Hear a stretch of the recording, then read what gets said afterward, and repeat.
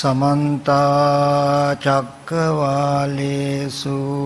अत्रा गच्छन्तु देवता सद्धम्मं मुनिराजस्स सुनन्तु सग्घमुक्खदं धम्मश्रवण कालो अयं बदन्ता धम्मश्रवण कालो अयं बदन्ता धम्मश्रवण कालो अयं बदन्ता साधु साधु नमो तस्स भगवतो अरहतो सम्मा सम्बुद्धस्स नमो तस्स भगवतो अरहतो सम्मा सम्बुद्धस्स नमो तस्स भगवतो अरहतो सम्मा सम्बुद्धस्स साधु साधु साधु इमस्मिन् सति इदं होति इमस्स उपादायमं उपज्जति इमस्मिन् असति इदं न होति इमस्स निरोधा इमं निरुञ्जति साधु साधु साधु सदा पूजनीय वंदनीय महा संඝरत्नयන් අවසරයි ශ්‍රද්ධා බුද්ධ සම්පන්න කාරුණික පින්වතුනි මේ පින්වත් සියලු දෙනා දැන් මේ සූදානම් වෙන්නේ ලෞතර බුදුරජාණන් වහන්සේ අපි කෙරෙහි අනුකම්පාවෙන් දේශනා කළ උතුම් සත්‍ය බිඳක් ශ්‍රවණය කරන්ට ඒ නිසා හැම දිනාටම මතක් කරනවා තමන්ගේ හිත නොයෙක් අරමුණු වල දුවන්නට නොදී චිත්ත ඒකාග්‍රතාවයක් ඇති කරගෙන හොඳට මේ දේශනාව ශ්‍රවණය කරන්ට කියලා අනන්ත සංසාරේ දිහා බලනකොට ලෞතර බුදුරජාණන් වහන්සේලා ඕනතරම් මේ ලෝක ධාතුවේ පහළ වෙලා ඇති පහළ වෙලා තියෙයි ඒ කාලවල අපිත් ඕනතරම් මනුස්සාත්ම භාවයන් ලබාගෙනත් ඇති ඒත් එකම ශාසනයක්වත් ආදරෙන් ඇසුරු නොකළ නිසා ඔබත් මමත් තාම ඉපදෙමින් මැරෙමින් ඉපදෙමින් යන මේ දුක්සහගත සසර ඒ මේ අත දුවන සැරිසර නැත්තෝ වෙලා අපිට පුළුවන් වුණොත් මේ ජීවිතේදී සක්සා බුදුබණ අහලා ඒ අහගත් ධර්මයට අනුව ජීවිතේ හැසිරෙන්නට ඒකාන්තයෙන්ම මේ බුද්ධෝත්පාද කාලය තුලම මේ ජීවිතය තුලම අපේ නිවීම අපේ මිදීම අපිට හදා ගන්න පුළුවන් ගත වෙන ජීවිතයක් තුල නිවි සැනසෙන ආත්ම භාවයක් හදා ගන්නටයි පින්වතුනි ලෞතර බුදුරජාණන් වහන්සේලා මඟ පෙන්වුවේ මොහොතක් අතීතයේ සිහිපත් කළොත් මේ වගේ සද්ධර්ම දේශනාවන් අහලා ඒ දේශනාවන් ජීවිතයට එකතු කරගත්ත නිසායි පටාචාරා වගේ තමන්ගේ සියලුම නෑදෑ පිරිස අහිමි වෙලා මහා දුක් ගොඩක් වින්ද ඒ මාතාව සුවපත් උනේ ඒ වගේම තමන්ගේ එකම දරුවා මල සොවින් අඩා වැළපුණු කිසා ගෞතමිය සුවපත් උනේ මෙබඳු ධර්මයක් ශ්‍රවණය කරලයි ඒ වගේම රජ්ජුමාලා වගේ දාසියන් ඒ දාසි භාවයෙන් මිදලා නිවි සැනසුනේ මෙබඳු සද්ධර්ම දේශනාවන් ශ්‍රවණය කළයි. ඒ වගේම අඟුලිමාල ආදී මහ ඡණ්ඩ පරුස ගති ඇති ඇත්තෝ අහිංසක යන නම සැබෑවටම අර්ථවත් වෙන අහිංසක ජීවිතයක් හදාගෙන නිවි සැනසෙන බවට පත් උනේ මෙබඳු දහමක් තුළින්. එදා ඒ ජීවිත මේ ධර්මයේ තුලින් නිවාසනසවා ගන්නට පුළුවන් වුණා නම් අද දවසේ මේ ජීවිතවල තියෙන දුක අයින් කරන්නට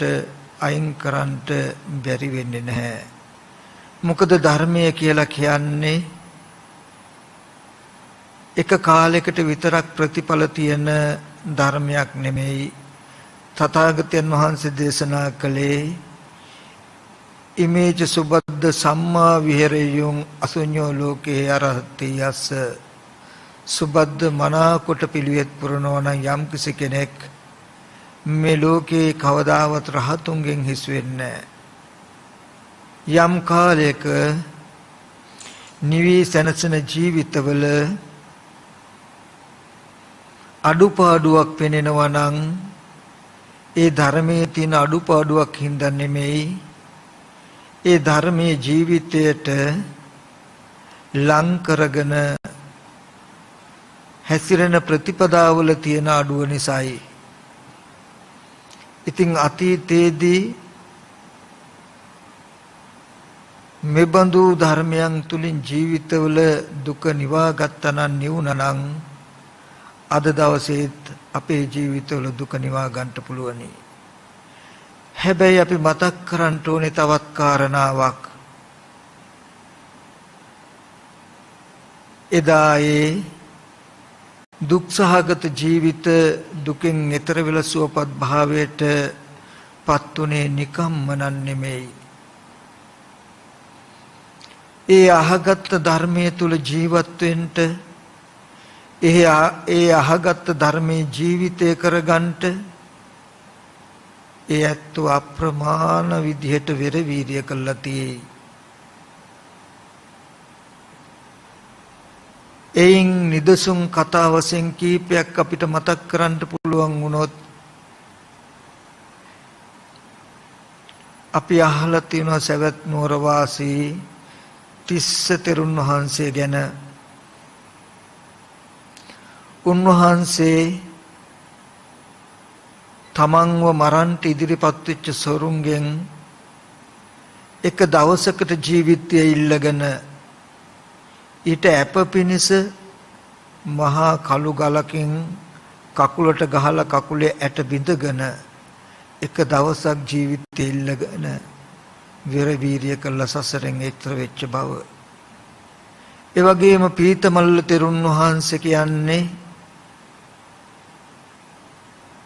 දවස පුරාම ඉඳගනිමින් සක්මනින් භාවනා කරලා රාත්‍රිය කාලෙදී සක්මන් භාවනා කළ වෙහෙස නිසා කකුල් අමාරු නිසා සක්මනේ දන ගගා සක්මන් කරනකොට දඩේමේ යන කෙනෙක්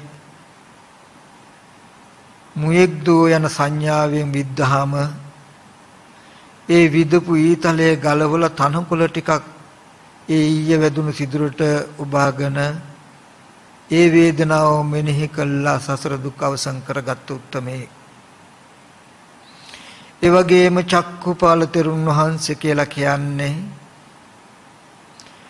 ඒ වගේමයි කාය ජීවිත අපේක්ෂාවෙන් තොරව කය ගැන බලන්නේ නැතුව ජීවිතය ගැන බලන්නේ නැතුව විමුක්තියම අරමුණු කරගෙන කටයුතු කළ මහෝත්තමයන් වහන්සේ නමක්. උන්වහන්සේ අවවාද කරගන්නවා චක්කූනි හායන්ති මමායිතානි පාලිත මමායනය කරන මේ ඇහැ නැසෙනවා. සෝතානි හායන්ති මමායිතානි සබ්බම් පිදං හායති දේහ නිසිතං කිං කාරණාතං පාලිත පමජ්ජසි පාලිත මමායනය කරන ඇහැ වගේම කනත් නැසෙනවා. මම කියලා අල්ලගෙන තියෙන මේ ශරීරය සියලු දේම නැසෙනවා. කිං කාරණවත්වං පාලිත පමජ්ජසි. පාලිත ප්‍රමාද වෙන්න තියෙන කාරණාව මොකක්ද? නුඹගේ ඇහැ ගැන බලන්නේ නැතුව අප්‍රමාදීව ධර්මයේ හැසිරෙන්න කියලා තමන්ටම අවවාද කරගෙන වීරිය කළා. ඒ වගේ මිලක්ක තිස්ස තෙරුන් වහන්සේ කියලා කියන්නේ නිදිමත හැදුණු වෙලාවේදී පිදුරු වලින් දරණුවක් හදලා ඒක තෙමාගෙන හිසටත් තබාගෙන නිින්ද යන නිසා නිදිමත එන නිසා පැම්බේසමක් අරගෙන කකුල් දෙක ඒකට දාලා තුන් යම රාත්‍රිය පුරාවටම අප්‍රමාදීව භාවනා කළ කෙනෙක් සද්ධර්මය අහනවා වගේම අතීත උතුමිය දුකින් මිදුනේ නිකන් නෙමෙයි. මෙන්න මේ වගේ වෙර වීරිය වඩලා ඒ චරිත වලින් පස්චිම ජනතාව අපිට හොඳ ආදර්ශයක් වෙනවා. ඒ වගේම හොඳ කතාවක් දේශනා කරනවා. ඉමක් කොනක් පරක් තෙරක් නැති මේ දුක් සහගත සසරෙන් එතර වෙන්න නම් සද්ධර්මයේ අහන්ට ඒ වගේ මේ අහගත් ධර්මයේ ජීවිතය කරගන්නට අප්‍රමාදීව වෙරවීරිය වඩන්ට කියන කාරණාව ඒ චරිත තුලින් අපිට පැහැදිලි කළා පෙන්නනවා. ඉතින් පින්වතුනි අපිටත් පුළුවන් නම් තථාගතයන් වහන්සේ අපි කෙරෙහි අනුකම්පාවෙන් දේශනා කළ සසර දුක්ගිනි නිවන සද්ධර්මයේ දේශනා කරනකොට එක සකසා ශ්‍රවණය කරන්ටත් ඊට පස්සේ එක ශ්‍රවණය කළාට පස්සේ මිලක්ක තිස්ස තෙරුන් වහන්සේ වගේ තිස්ස තෙරුන් වහන්සේ වගේ චක්කුපාල තෙරුන් වහන්සේ වගේ කාය ජීවිත දෙකේ අපේක්ෂාවක් නැතුව අර ධර්මයේ ජීවිතය කරගෙන වීර්ය කරන්න පුළුවන් නම් ඒකාන්තයෙන් මේ දුක් සහගත සසර ගමන මේ ජීවිතයේදීම අපිට නිමා කර ගන්න පුළුවනි. ඉතින් ඒ සඳහා ඕගොල්ලන්ට මේ දේශනාව ශ්‍රවණය කරන හැම දිනාටම ශක්තිය ධෛර්යය ලැබේවා කියන සත් ප්‍රාර්ථනාවත් එක්ක මම බොහොම වටිනා දහම් කරුණු ටිකක් කියලා දෙනවා. මෙන්න මේ ටික හොඳට අහගන්න. මේ ටික අහගත්තාම ඒ අහගත් ආකාරයට ඔයගලන්ට පුළුවන් වීරිය කරන්නට. ඒ වීරිය කරන ආකාරය මත ප්‍රමාණය මත තරම මත තමන්ගේ ජීවිතයෙන් තමන්ට දුක අයින් කරගන්නට පුළුවන්කම ලැබේවි. පින්වතුනි බුදුරජාණන් වහන්සේ දේශනා කරනවා ඉමස්මින් සති ඉදං හෝති ඉමස්ස උපාදායමං උපජ්ජති.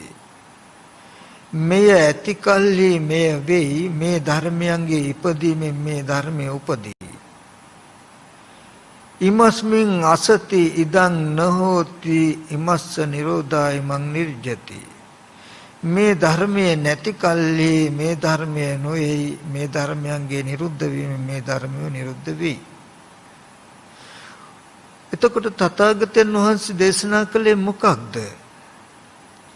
කුමන ධර්මයක් ඇති කල්හි කුමන ධර්මයක් හට ගන්නවා කියලාද? කුමන ධර්මයක් නැති කල්හි කුමන ධර්මයක් නැති වෙනවා කියලාද?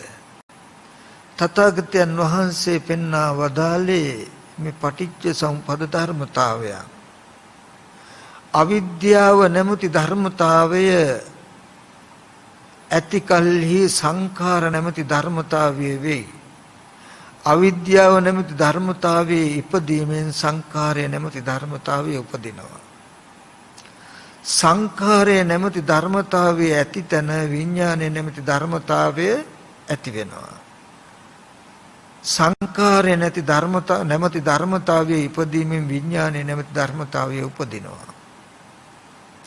විඥානයේ නැමැති ධර්මතාවයේ ඇති තැන නාම රූප කියන ධර්මතාවය ඇති වෙනවා. නාම රූප කියන ධර්මතාවය ඇතිවීමෙන් විඥානයේ කියන ධර්මතාවය ඇතිවීමෙන් නාම රූප කියන ධර්මතාවය ඇති වෙනවා.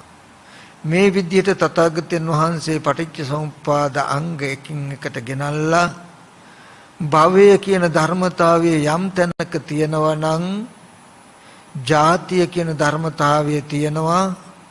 ජාතිය කියන ධර්මතාවයේ යම් තැනක තියෙනනම් ජරා මරණ ශෝක පරිදේව දුක්ඛ දොම්නස් කියන මේ සියලු දුක් ඇතිවීම වෙනවා, ඇතිවීම තියෙනවා, දුක පවතිනවා කියලා පෙන්වනවා. පෙන්නල තථාගතයන් වහන්සේ පෙන්නනවා යම් තැනක අවිද්‍යාව නිරුද්ධ වුණොත් ඉමස්ස නිරෝධා ඉම නිරුජ්ජති. ඒ අවිද්‍යාව නැමැති ධර්මතාවය නිරුද්ධ වීමෙන් සංඛාරය නැමැති ධර්මතාවය නිරුද්ධ වෙනවා. සංඛාරය නැමැති ධර්මතාවය නිරුද්ධ වීමෙන් විඥානය නැමැති ධර්මතාවය නිරුද්ධ වෙනවා. මේ විදිහට පටිච්ච සමුප්පාද ධර්මයන් එකින් එක පෙන්නලා යම් තැනක භවය නැත්තම් ජාතිය නැහැ, ජාතිය නැත්තම් ජරා මරණ ශෝක පරිදේ දුක් දුම්නස් නිරුද්ධಂತಿ, සියලු දුක් දුම්නස් නිරුද්ධ වෙනවා කියලා පෙන්නනවා. එතකොට මෙන්න මේ ධර්මතා ටිකෙන් බොහෝම වටිනා ධර්මතාවයක් පෙන්නනවා. ඒකට පින්වතුනි බුදුරජාණන් වහන්සේ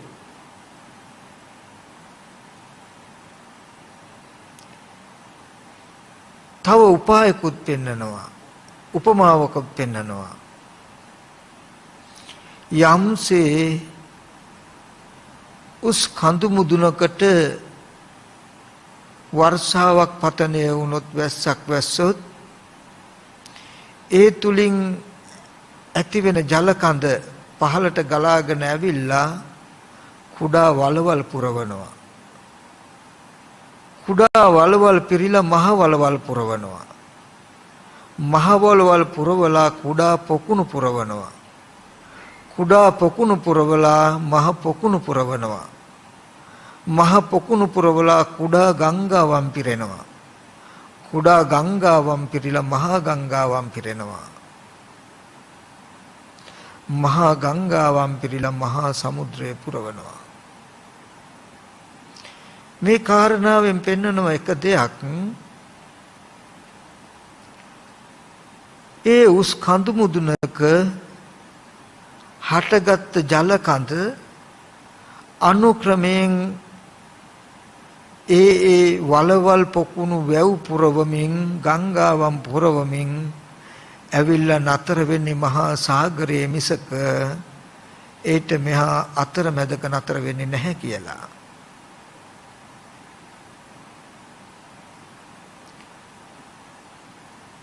ඒ වගේ තථාගතයන් වහන්සේ පෙන්නනවා ඒ උපමාවෙන් යම් වෙලාවක අවිද්‍යාව නැමැති ධර්මතාවය ඇති වෙලා සංඛාර කියන ධර්මතාවය ඇති වෙනවා. සංඛාර කියන ධර්මතාවය ඇති වෙලා විඥානය කියන ධර්මතාවය, විඥානය කියන ධර්මතාවය නිසා නාම රූප කියන ධර්මතාවය, නාම රූප කියන ධර්මතාවය නිසා සලආයතන කියන ධර්මතාවය, සලආයතන කියන ධර්මතාවය නිසා පස්සේ කියන ධර්මතාවය, පස්සේ කියන ධර්මතාවය නිසා වේදනාව යන ධර්මතාවය, වේදනාව නිසා තණ්හාවත්, තණ්හාව නිසා උපාදානයත්, උපාදානය නිසා භවයත්, භවය නිසා ජාතිය, ජාති නිසා ජරා මරණත් කියන ධර්මතාවය ඇති වෙනවා. උස් කඳු මුදුනක හටගත් ජලය අතරමඟ නොනැවති යම්සේ මහා සමුද්‍රයෙන්, මහා සාගරයෙන් අවසන් වෙයිද, ඒ වගේ යම් දවසක අවිද්‍යාව නැමැති ප්‍රභවයෙන් යම් අරමුණක් පැවැත්මක් පටන් ගත්තොත් ඒක අවසන් වෙන්නේ ජීවිතයකට දුක කියන ධර්මතාවය උරුම කළා දුක කියන ධර්මතාවය හදලා කියන කාරණාව පෙන්වුවා. ඒිට මෙහා කොතනකවත් නතර වෙන්නේ නැතුව දුක කියන ධර්මතාවය හදලම තමයි මේ අවිද්‍යාව නැමැති ප්‍රභවයෙන් පටන්ගත් ධර්මතාවය නතර වෙන්නේ.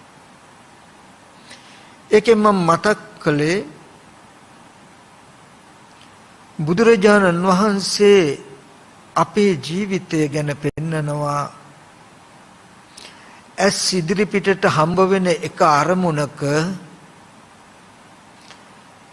ඇත්ත ඇති හැටි නොදන්නා අවිද්‍යාවෙන් ඒ අනුව කර්ම රැස් කරගෙන ඒ ඇස් ඉදිරි පිටට එන ආරම්මණය අනුව මෙනෙහි කළා. ඊට අනුරූප වූ චක්කු විඥානයත් කන ඉස්සරහට එන ශබ්දේ ඇත්ත නොදන්නා අවිද්‍යාවෙන් ඊට අනුරූපව මෙනෙහි කළා.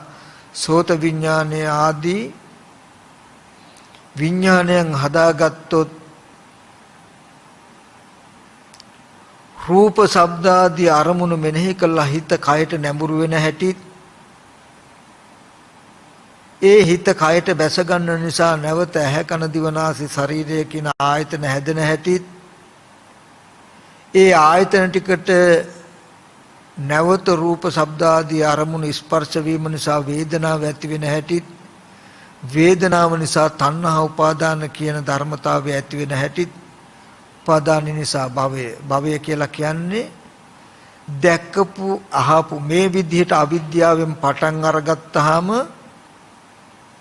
දැක්කපු අහපු හැම දෙයක්ම තියෙනවා ඉන්නවා කියලා භවය නැත්තම් ලෝකයේ හැදෙන හැටිත් ඊට පස්සේ ඒ ලෝකය නිසා ජරා මරණ දුක එන හැටිත් කියලා අපේ මේ ජීවිතය තුලින්ම පටිච්ච සමුප්පාද දර්ශනයක් පෙන්වනවා. එහින් යමක් දැක්කට පස්සේ ඒ දැකපු දේ මුලා වෙලා ඊට ඇති කරගන්න කර්ම නිමිති මුල් කරගෙන චක්කුසෝත ගාන ආදී පංච විඥානයන් උපද්දලා නැවත මේ ස්පර්ශ ආයතන 6 ඇති කරගෙන ස්පර්ශ ආයතන 6 උපද්දලා ඒකට තණ්හාව ඇති කරගෙන මේ ලෝකයේ ඇති බවට හදාගන්න සිද්ධිය. දැන් ඔය ටික අපිට පේන්නේ තේරෙන්නේ ආයතනයක් ගානේ පවතින මේ පැවැත්ම ඊටමත් වේගවත් ඒ වගේම ඊටමත් සිව්. හැබැයි අපේ සිහිය නුවණ ගොඩාක් දුබලයි. අපේ සිහිය නුවණ ගොඩාක් දුබලයි. නමුත් මේ ඇහැ කන දිව නාසය ශරීරය කියන ආයතන 6 ආරම්භය අරමුණක් රැවටිලා නැවතේ රූප ශබ්ද අරමුණ හොයාගෙන ගිහිල්ලා ඒකට තණ්හාව ඇති කරගෙන එහෙම දේවල් තියනවා කියලා මතකයක් තියාගෙන මතකය සිහි කර කර දුක් විඳිනවා කියන පැවැත්මක් වෙනවා. ඒ පැවැත්ම ගෝචර නැහැ. එතකොට බුදුරජාණන් වහන්සේ කදිම උපායක් වෙන්නනවා අපිට. අපි උපමාවක් කළොත් ඉන්දි කටුවකට අපි නූලක් දාන්නට රෙදි කෑල්ලක් මහ ගන්නට ඉන්දි කටුවකට අපි නූලක් දාන්නට හදනවා. නූල දාන ඉන්දි කටු සිදුර ඊටමත් කුඩයි සිවුම්. ඒ වගේමයි අපේ ඇහත් දුබලයි. ඒ හින්දා අපිට පේන්නේ නැහැ. ඒ වෙලාවේදී අපි උපායක් කරගන්නවා කුඩාවට තියෙන වස්තුවක් ටිකක් ලොකු කරලා පෙන්වන කාචයක් උදව් කරගන්නවා. කාචේ උදව් කරගෙන කාචේ උපකාරයෙන් අර ඉන්දිකටු සිදුරට අපි නූල ප්‍රවේශණය කරගන්නවා දාගන්නවා. බලන්න අපි කරගත්ත උපාය. නමුත් අර කුඩාවට තිබුණ සිදුර එහෙමමයි. ඒක චුට්ටක්වත් වෙනස් වුණෙත් නෑ. අපි බැලුවා කියලා ඒක ලොකු වුණාද? නැහැ. හැබැයි අපි අපේ පහසුව සඳහා අපි යම් උපායක් කරගත්තා. ඒ වගේ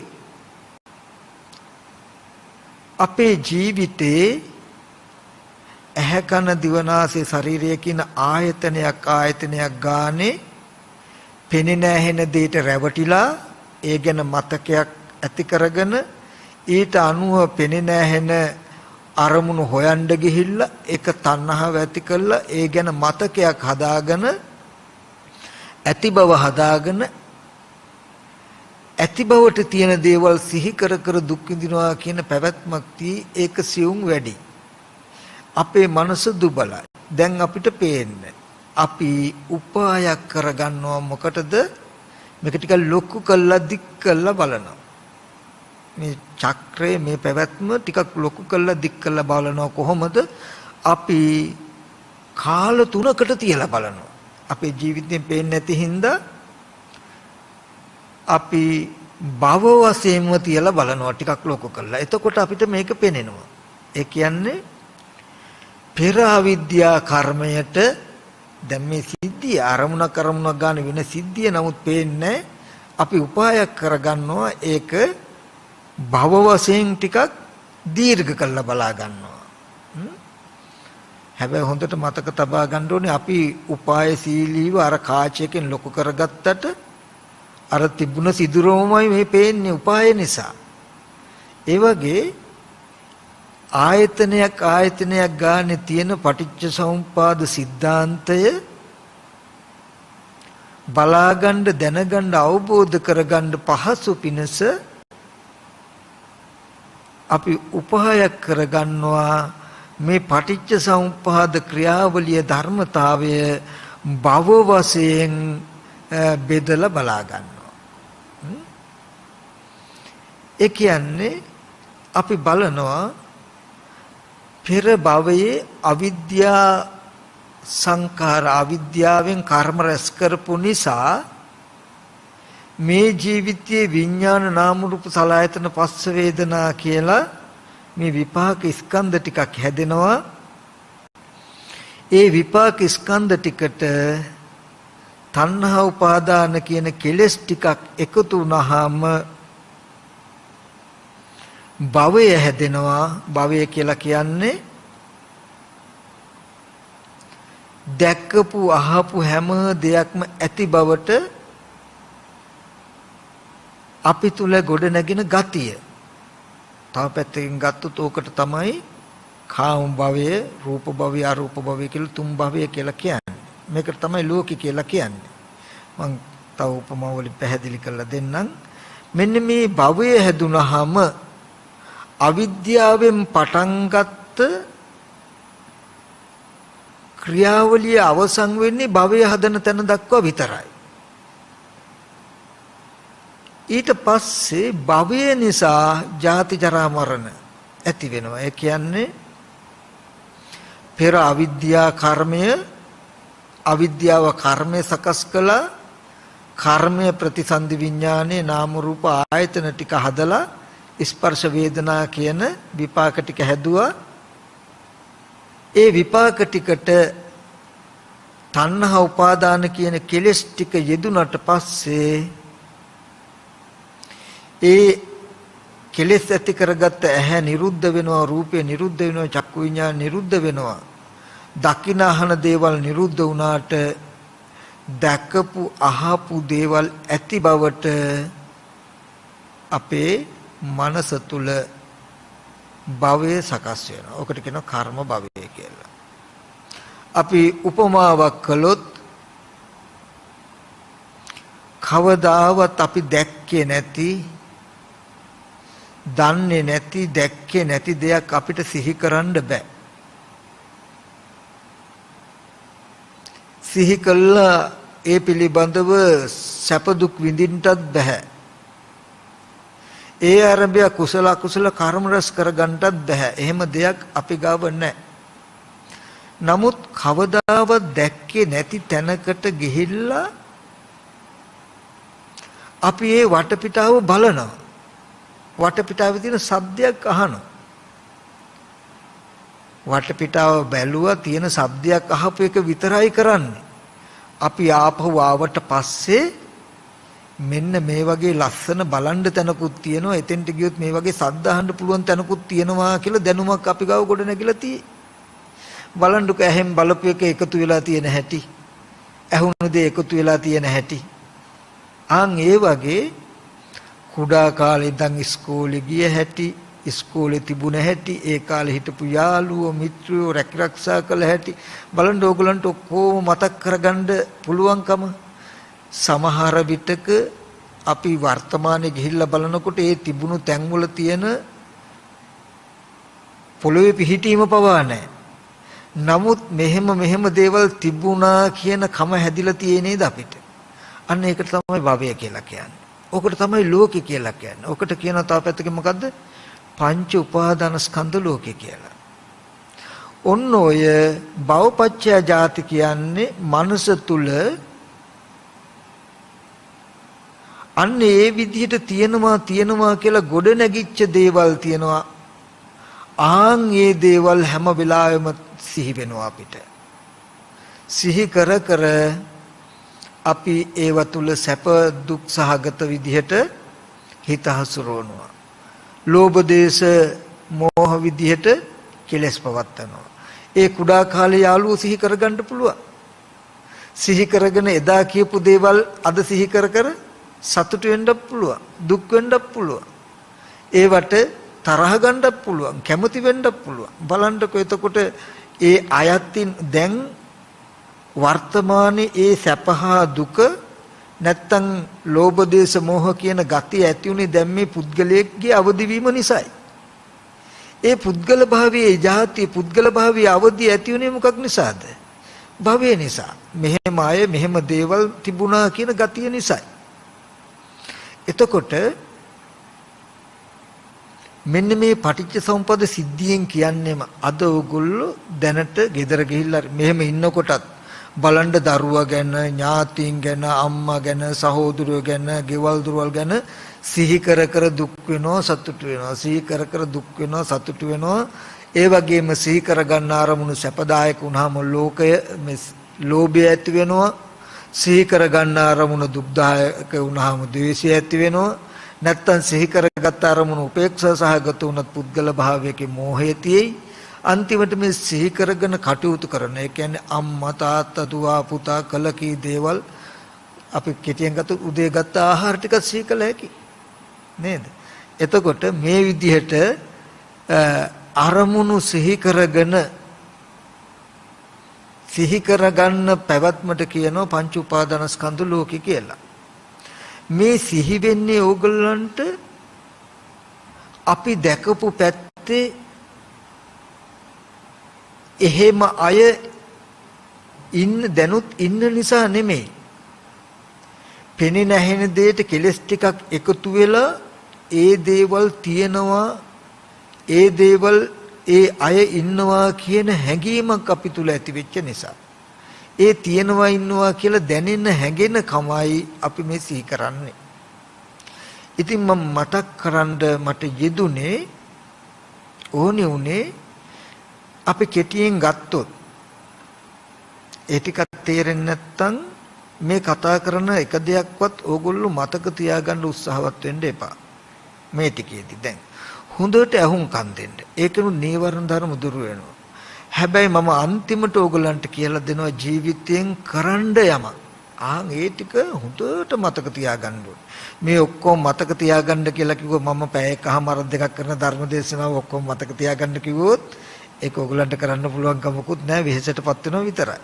නමුත් මම එහෙම කියන්නේ මේ ටික හොඳට අහගන්න. මම මේ පවතින අපේ ජීවිතයකට දුක එන හැටි බුදුරජාණන් වහන්සේ පෙන්නපු ධර්මතාවයේ පිහිටලා මම මේ විස්තර කරලා දෙනවා, පෙන්නවා. නමුත් ඒ දුක ආපු හැටි වගේම ඒ දුක ජීවිතෙන් අයින් කරගන්න ආකාරයත් බුදුරජාණන් වහන්සේ පෙන්නලා දෙනවා. ඒකත් මම ඔයගලන්ට පැහැදිලි කරලා දෙනවා. ඒ සඳහා කටයුතු වැඩපිළිවෙලක් ඊට පස්සේ තියෙනවා. අන්න ඒ ටික කියලා දෙනකොට හොඳට මතක තියාගන්න ඕනේ. හරි.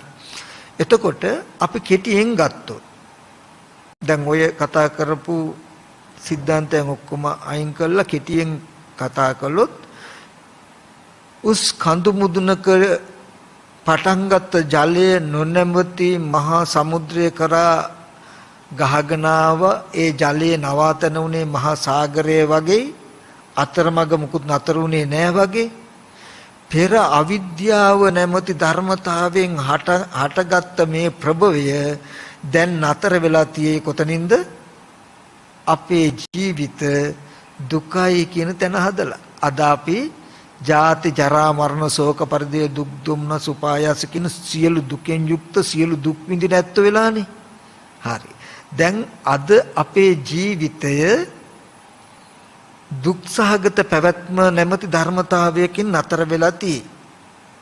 මේ නතර වීම කොතනකින්ද?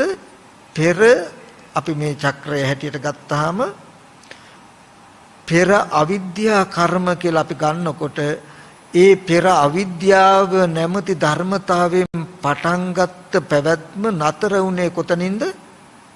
මේ ජීවිතේ දුක හදනවා කියන තැනකින්. දැන් අපේ ජීවිතේ දුක් සහිතයි. හරි.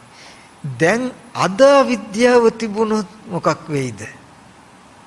නැවතත් මේ වගේම දුක්දායක ජීවිතයක් භවයක් හදලා මිසක නතර වෙන්නේ නැහැ කියන උත්තරයක් එනවා එතකොට නේද? පෙර අවිද්‍යාව තිබුණු නිසා කිසි තැනක නතර නොවි අද ජරා මරණ ශෝක පරිදේ දුක් දුම්නස් කියන්නේ මියගිය දරුවෝ සිහි කර කර දෙමව්පියෝ සිහි කර කර ඥාති හිතේසින් සිහි කර කර නිന്ദා අපහාස සිහි කර කර කායික මානසික වේදනාවන් සිහි කර කර බිඳ බිඳ දුක් විඳිනවා කියන පැවැත්මක් අද නිර්මාණය වෙලා නම් මේකේ ප්‍රභවය අපි ගත්තේ කොතනින්ද? පෙර අවිද්‍යාව කියන තැන. හරි. පෙර අවිද්‍යාවෙන් පටන් ගත්ත ධර්මතාවය මේ ජීවිතයේ දුක හදලා නතර වුණා නම් අද අවිද්‍යාව තිබුණොත් අද අවිද්‍යාව ඇති වුණොත් අද කර්ම රැස් වෙනවා. අද අවිද්‍යාවෙන් කර්ම රැස් කරගන්න බව තිබුණොත් මොකක් වෙයිද?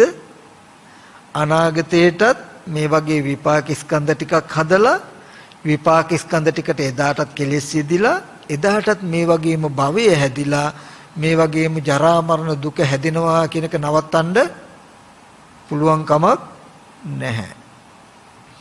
එතකොට එහෙනම් බුදුරජාණන් වහන්සේ පෙන්වුවේ ඉමස්මින් අසති ඉදන්න හොති ඉමස්ස නිරුද්ධායමන් නිරුජ්ජති. මේ නැති කල්ලි මේ නොවේ මේ ධර්මයන්ගේ නැතිවීම මේ ධර්මය නොවේ. පෙර අවිද්‍යා කර්මයේ නොඋනේ නම් අද මෙබඳු දුකක් පවතීද?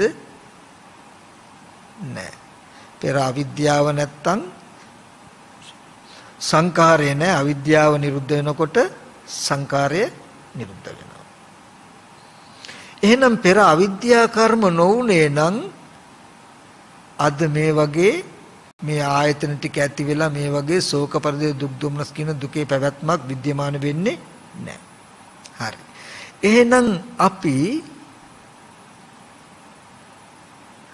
අද අවිද්‍යාවෙන් කර්ම රැස් කරගන්න කමන අද අවිද්‍යාව නැති වුණොත් නැති වෙනව මොකද්ද? කර්ම සංකාර.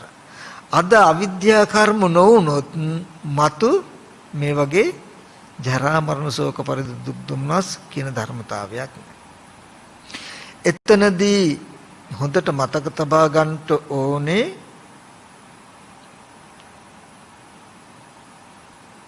කුඩා ඉදිකටු සිදුර බලාගන්න උපායක් මිසක මේ කාචෙන් පෙන්වන්නේ කාචෙන් පෙන්වන සිද්ධිය නෙමෙයි සැබෑවටම विद्यमान සිද්ධිය. ඒකෙන් මම පෙන්වන්නේ මේ භව වශයෙන් මම පෙන්වන සිද්ධිය ජීවිතයේ සැබෑම සිද්ධිය බලාගන්න උපායක් මිසක ඒක මේ භව වශයෙන් පෙන්වන සිද්ධිය නෙමෙයි සැබෑම සිද්ධිය කියන එක. ඒකෙන් මතක් කළේ අද අවිද්‍යා කර්ම නැති වුණොත් මතු ජරා මරණ නැහැ කියලා කියනකොට අපේ අවබෝධයේ පහසුවටයි මතු කියන කෑල්ල මරණයෙන් පස්සට දැම්මේ. නමුත් ඊගාව අරමුණේ ඉඳලා වෙන්න පුළුවන්.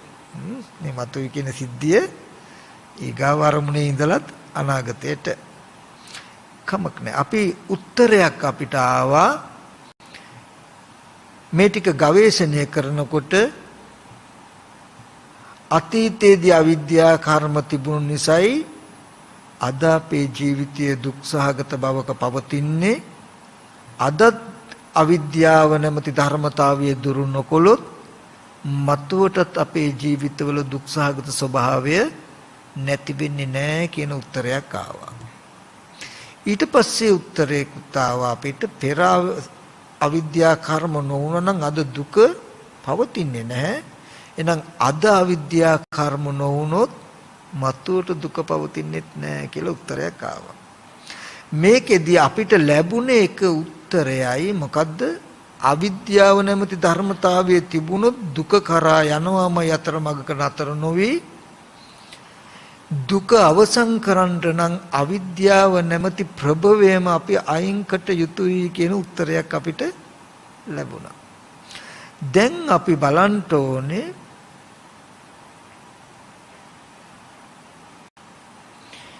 ඒ අවිද්‍යාව දුරු කළා විද්‍යාව ඇති කරගන්නේ කොහොමද? විද්‍යාව කියන්නේ මොකක්ද කියලා. අවිද්‍යාව කියන එක මම ඉස්සෙල්ලා කෙටියෙන් විස්තර කළා.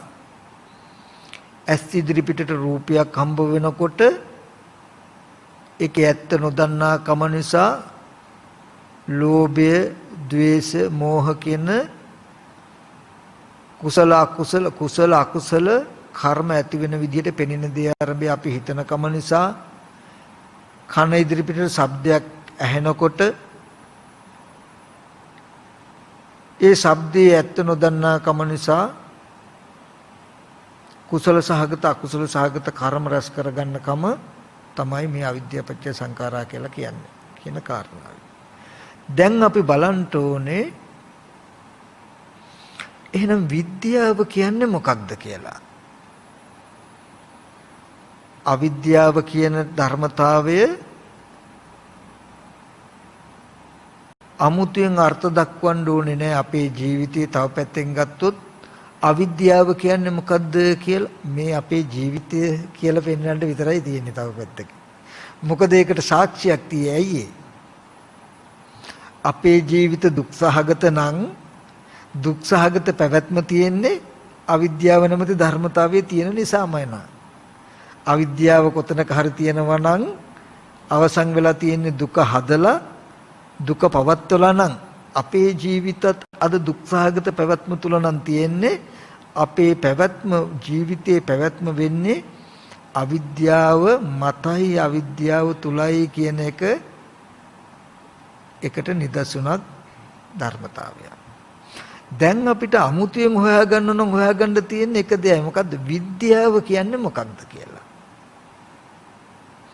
විද්‍යාව හොයාගන්නකොටම අවිද්‍යාව දුරු වෙනවා. විද්‍යා උපාදෝ අවිද්‍යා නිරෝධා. හරි අපි දැන් බලමු විද්‍යාව කියන්නේ මොකක්ද කියලා. මොන දර්ශනයක් මොන විදිහේ විද්‍යාවක් පෙර නැති කමින්ද අද මේ වගේ දුක ඇති උනේ?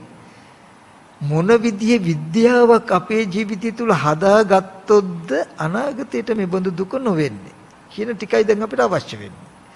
ප්‍රතිපලයේ දුක ඇති වෙන අවිද්‍යාව දුක ඇති වෙන සිද්ධියත් 아무තු විස්තර කරන්න දෙයක් නැහැ. අවිද්‍යාව තියෙන තැනක ජීවිතයේ දුක්සහගතයි කියන එකට අපිම ඉන්නව සාක්ෂියට. දැන් අපිට ඕනේ ඒකට ප්‍රතිපක්ෂ ටික හොයාගන්න. මෙන්න මේ ටික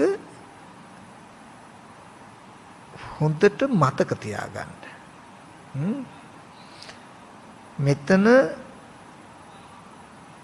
මෙතන ඉඳලා පෙන්නන ටික අපිට මාර්ගදර්ශනය සඳහා නිවන් ප්‍රතිපදාව සඳහා අතිශයම වැදගත් වෙනවා. අවිද්‍යාව කියන එක දුරු වෙලා විද්‍යාව උපදවා ගන්නවා කියන ධර්මතාවයේ තියෙන්නේ පොඩි කාරණාවක් මත. මහා විශාල ගොඩාක් දේවල් නෙමෙයි චූටි දෙයක් තියෙන්නේ. මේ පොඩි දේ තේරුනොත් ඒ ටික බලාගෙන තමයි භ්‍රමචර්යාව තියෙන්නේ. හරි. මොකද්ද විද්‍යාව කියලා අපි බලමු. අපිට ඇස් ඉදිරියට රූපයක් එනවා. ඒ කියන්නේ රූපයක් පේනවා. අපිට මේ රූපයක් පෙනෙනවා කියන තැන හොඳට සිහිය තබා ගන්න, හොඳට සිහිවත් කරගන්න. යම් වස්තුවක් පෙනෙනවා කියන තැන ගත්තාම පෙනෙනවා කියන සිද්ධිය විපාක ධර්මතාවයක්. මේ පෙනෙනවා කියන සිද්ධිය තුල එතකොටත් හොඳට ඕගොල්ලෝ දක්ෂ වෙන්න ඕනේ. පෙනෙනවා කියන සිද්ධියේදී අපි කියමු මාස 5-6ක පුංචි දරුවෙක් අඬන එක නතර කරන්න දෙමව්පියෝ සද්දයක් එක්ක අර ටිලින් ටිලින් ගාලා සද්ද ඇහෙන ලස්සන පාට දේවල් උඩින් එල්ලනවනේ. නමුත් සද්ද ඇහෙනවා, වර්ණ ස්වභාවයන් පෙනෙනවා. නමුත් ඒ වර්ණයන් නම් කරන්නවත් ඒ දරුව දන්නේ මේ නිල්, කහ, රතු, කොළ කියලා ප්‍රඥප්ති මුකුත් නැහැ. නමුත් පෙනෙනවනේ. මේ අහවල් සද්දේ කියලා සද්දේ නම් කරන්න දන්නේ නැහැ. නමුත් ඇහෙනවා. අන්න ඒ වගේ මට්ටම, ඒ පෙනෙන මට්ටම, ඒ ඇහෙන මට්ටමයි මම මේ කියන්නේ පෙනෙනවා විපාකයි කියලා. පෙනෙන දේ. මේ පෙනෙන දේ තුල පෙනෙන පැත්තේ ලෝභ, ද්වේෂ, මෝහ කියන අකුසල ධර්මයෝ කිසිවක් නැහැ. අලෝභ, අද්වේෂ, අමෝහ කියන කුසල ධර්මයෝ කිසිවක් නැහැ. ඒ වගේම ක්ලේශ අනුසයක්වත් නැහැ. විපාක මාත්‍රයක් විතරයි. ඒක එක අන්තයක්, එක පැත්තක්.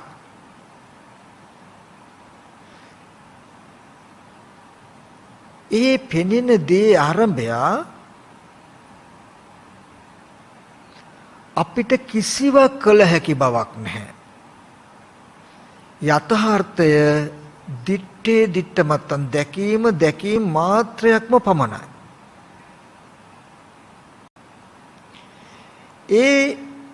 එබඳු රූපයක් ඇස් ඉදිරි පිටට ආවහම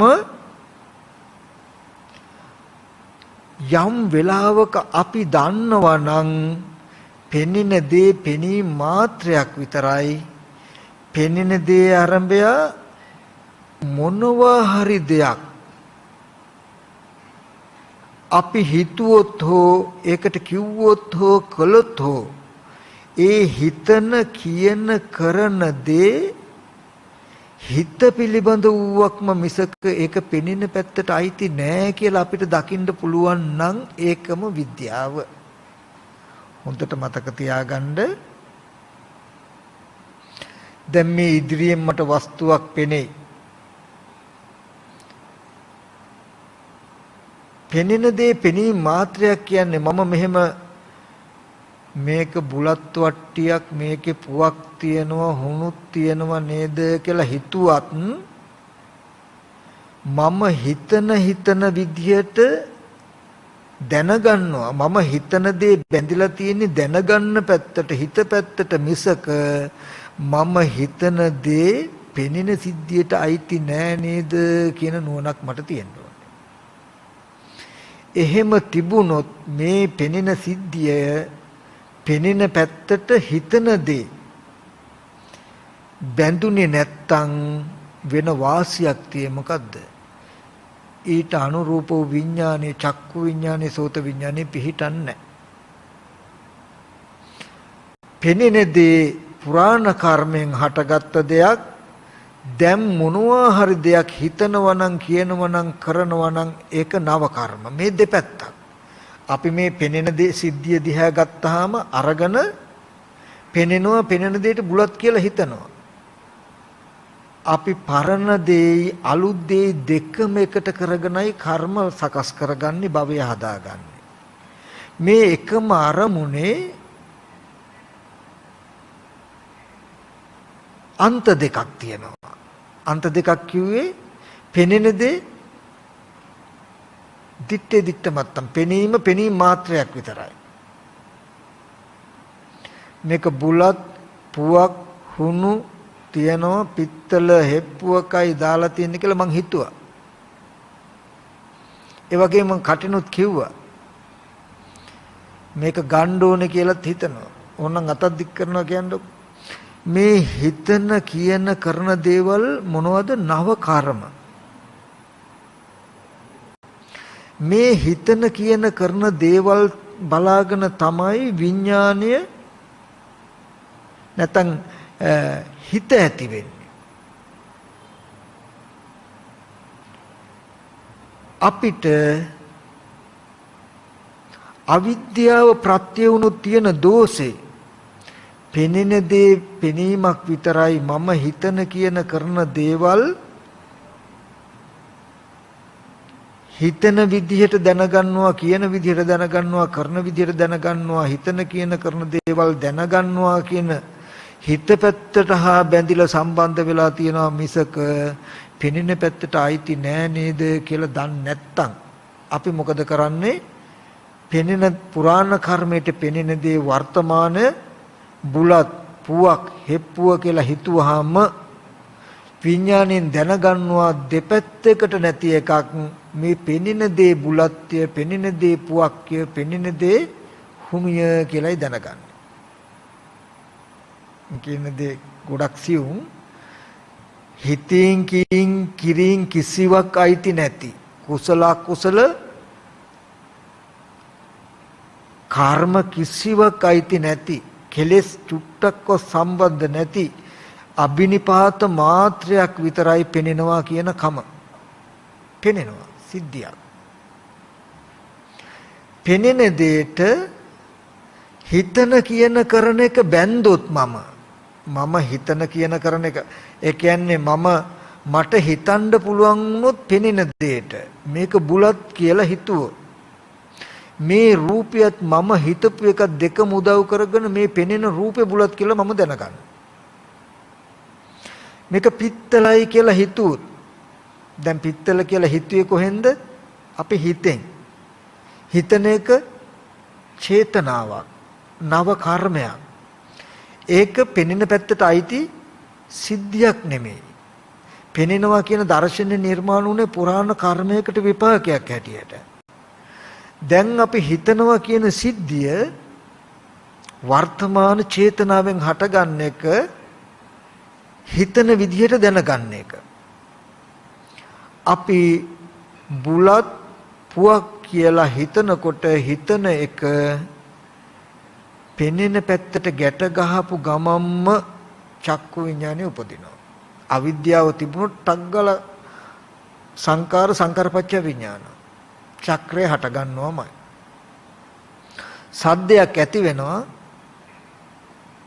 සද්දය ඇති වෙනකොට බල්ලෙක් කෑ ගහනවා කියලා හිතනවා. හිතන එක වෙනම එකක්. දැන් බල්ලෙක් කෑ ගහනවා කියලා හිතනවා. හිතන සිද්ධිය වෙනම එකක්. ශබ්දය වෙනම එකක්. නමුත් අපි හිතන එක ශබ්දයට හිතුවොත් හිතන්න පුළුවන්. හිතන එක හිතින්ම හිතුවාම ඒකම හිතින් දැනගන්නවා කියන නුවණ නැතුව හිතන එක සද්දයට අයිති වුණොත් අර ශබ්දේ බල්ලෙක්ගේ ශබ්දයක් වෙයි. අපිට බල්ලෙක්ගේ ශබ්දයක් වුණොත් ඒක බොරු කියලා කියන්නේ වෙන જાතියක කෙනෙක් ওই ශබ්දය ඇහුවොත් එයාට බල්ලෙක්ගේ ශබ්දයක් වෙන ශබ්දයක් වෙන්නේ. හරි මට එතෙන්ද කියන්න වෙන්නේ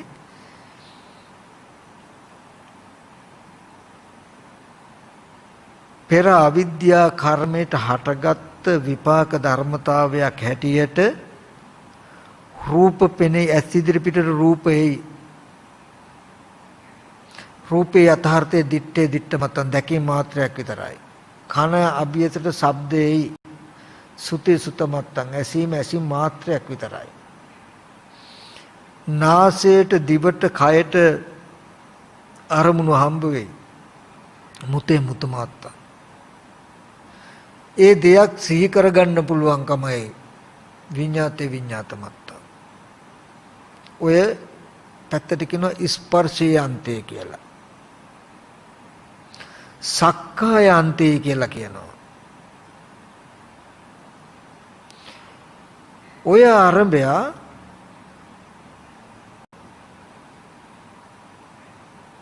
හිතින් කීන් කිරින් කරන්න පුළුවන් නම් අපිට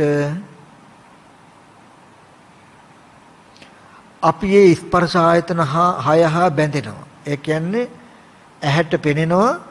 පෙනෙන දෙයට මට හිතන්න පුළුවන් නම් මම පෙනෙන දෙයට බුලත් කියලා හිතුවාම පෙනෙන දේ එක්ක මම ඉන්නවා මං එක්ක පෙනෙන දේ තියෙනවා. පෙනෙන දේ මං එක්ක ඉන්නකොට මම පෙනෙන දේ එක්ක ඉන්නකොට පෙනෙන දෙයට මොන හරි වෙනකොට මට රිදෙයි. එතකොට දිත්තේ දිත්තමත්තන් කියලා කියන්නේ පෙනෙන දේ පෙනීමක් පමණක් වුණොත්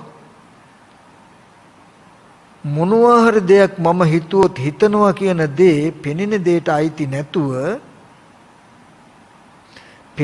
අයිති නැතුව හිතීමෙන් පස්සේ ඒ සිතත් එක්කම හිතන දේ නිරුද්ධ වෙනවා කියන නුවණක් මට ආවොත් මම මේ පෙනෙන දේ එක්ක නැහැ.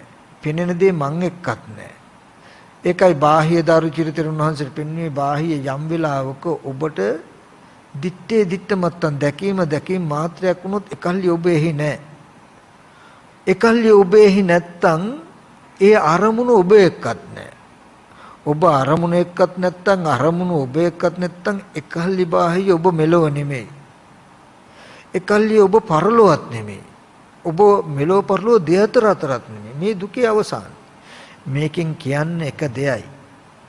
අපිට කියන්න කරන්න පුළුවන් දෙයක් තියෙනං මේ හිතන කියන කරන දේවල් හිතින්ම සිහි කළා හිතනවා හිතින්ම සිහි කළා කියනවා හිතින්ම සිහි කළා කරනවා කියන දැක්මකට ආවොත් හිතන කියන කරන දේවල් එක්ක බාහිර ස්පර්ශ ආයතන හයට නැඹුරු නොවුනොත් අපි ස්පර්ශ ආයතන හයේ මිදිලා ඉන්නේ. ස්පර්ශ ආයතන හයේ එක්ක නෑ දැකම් පවත්තන්නේ.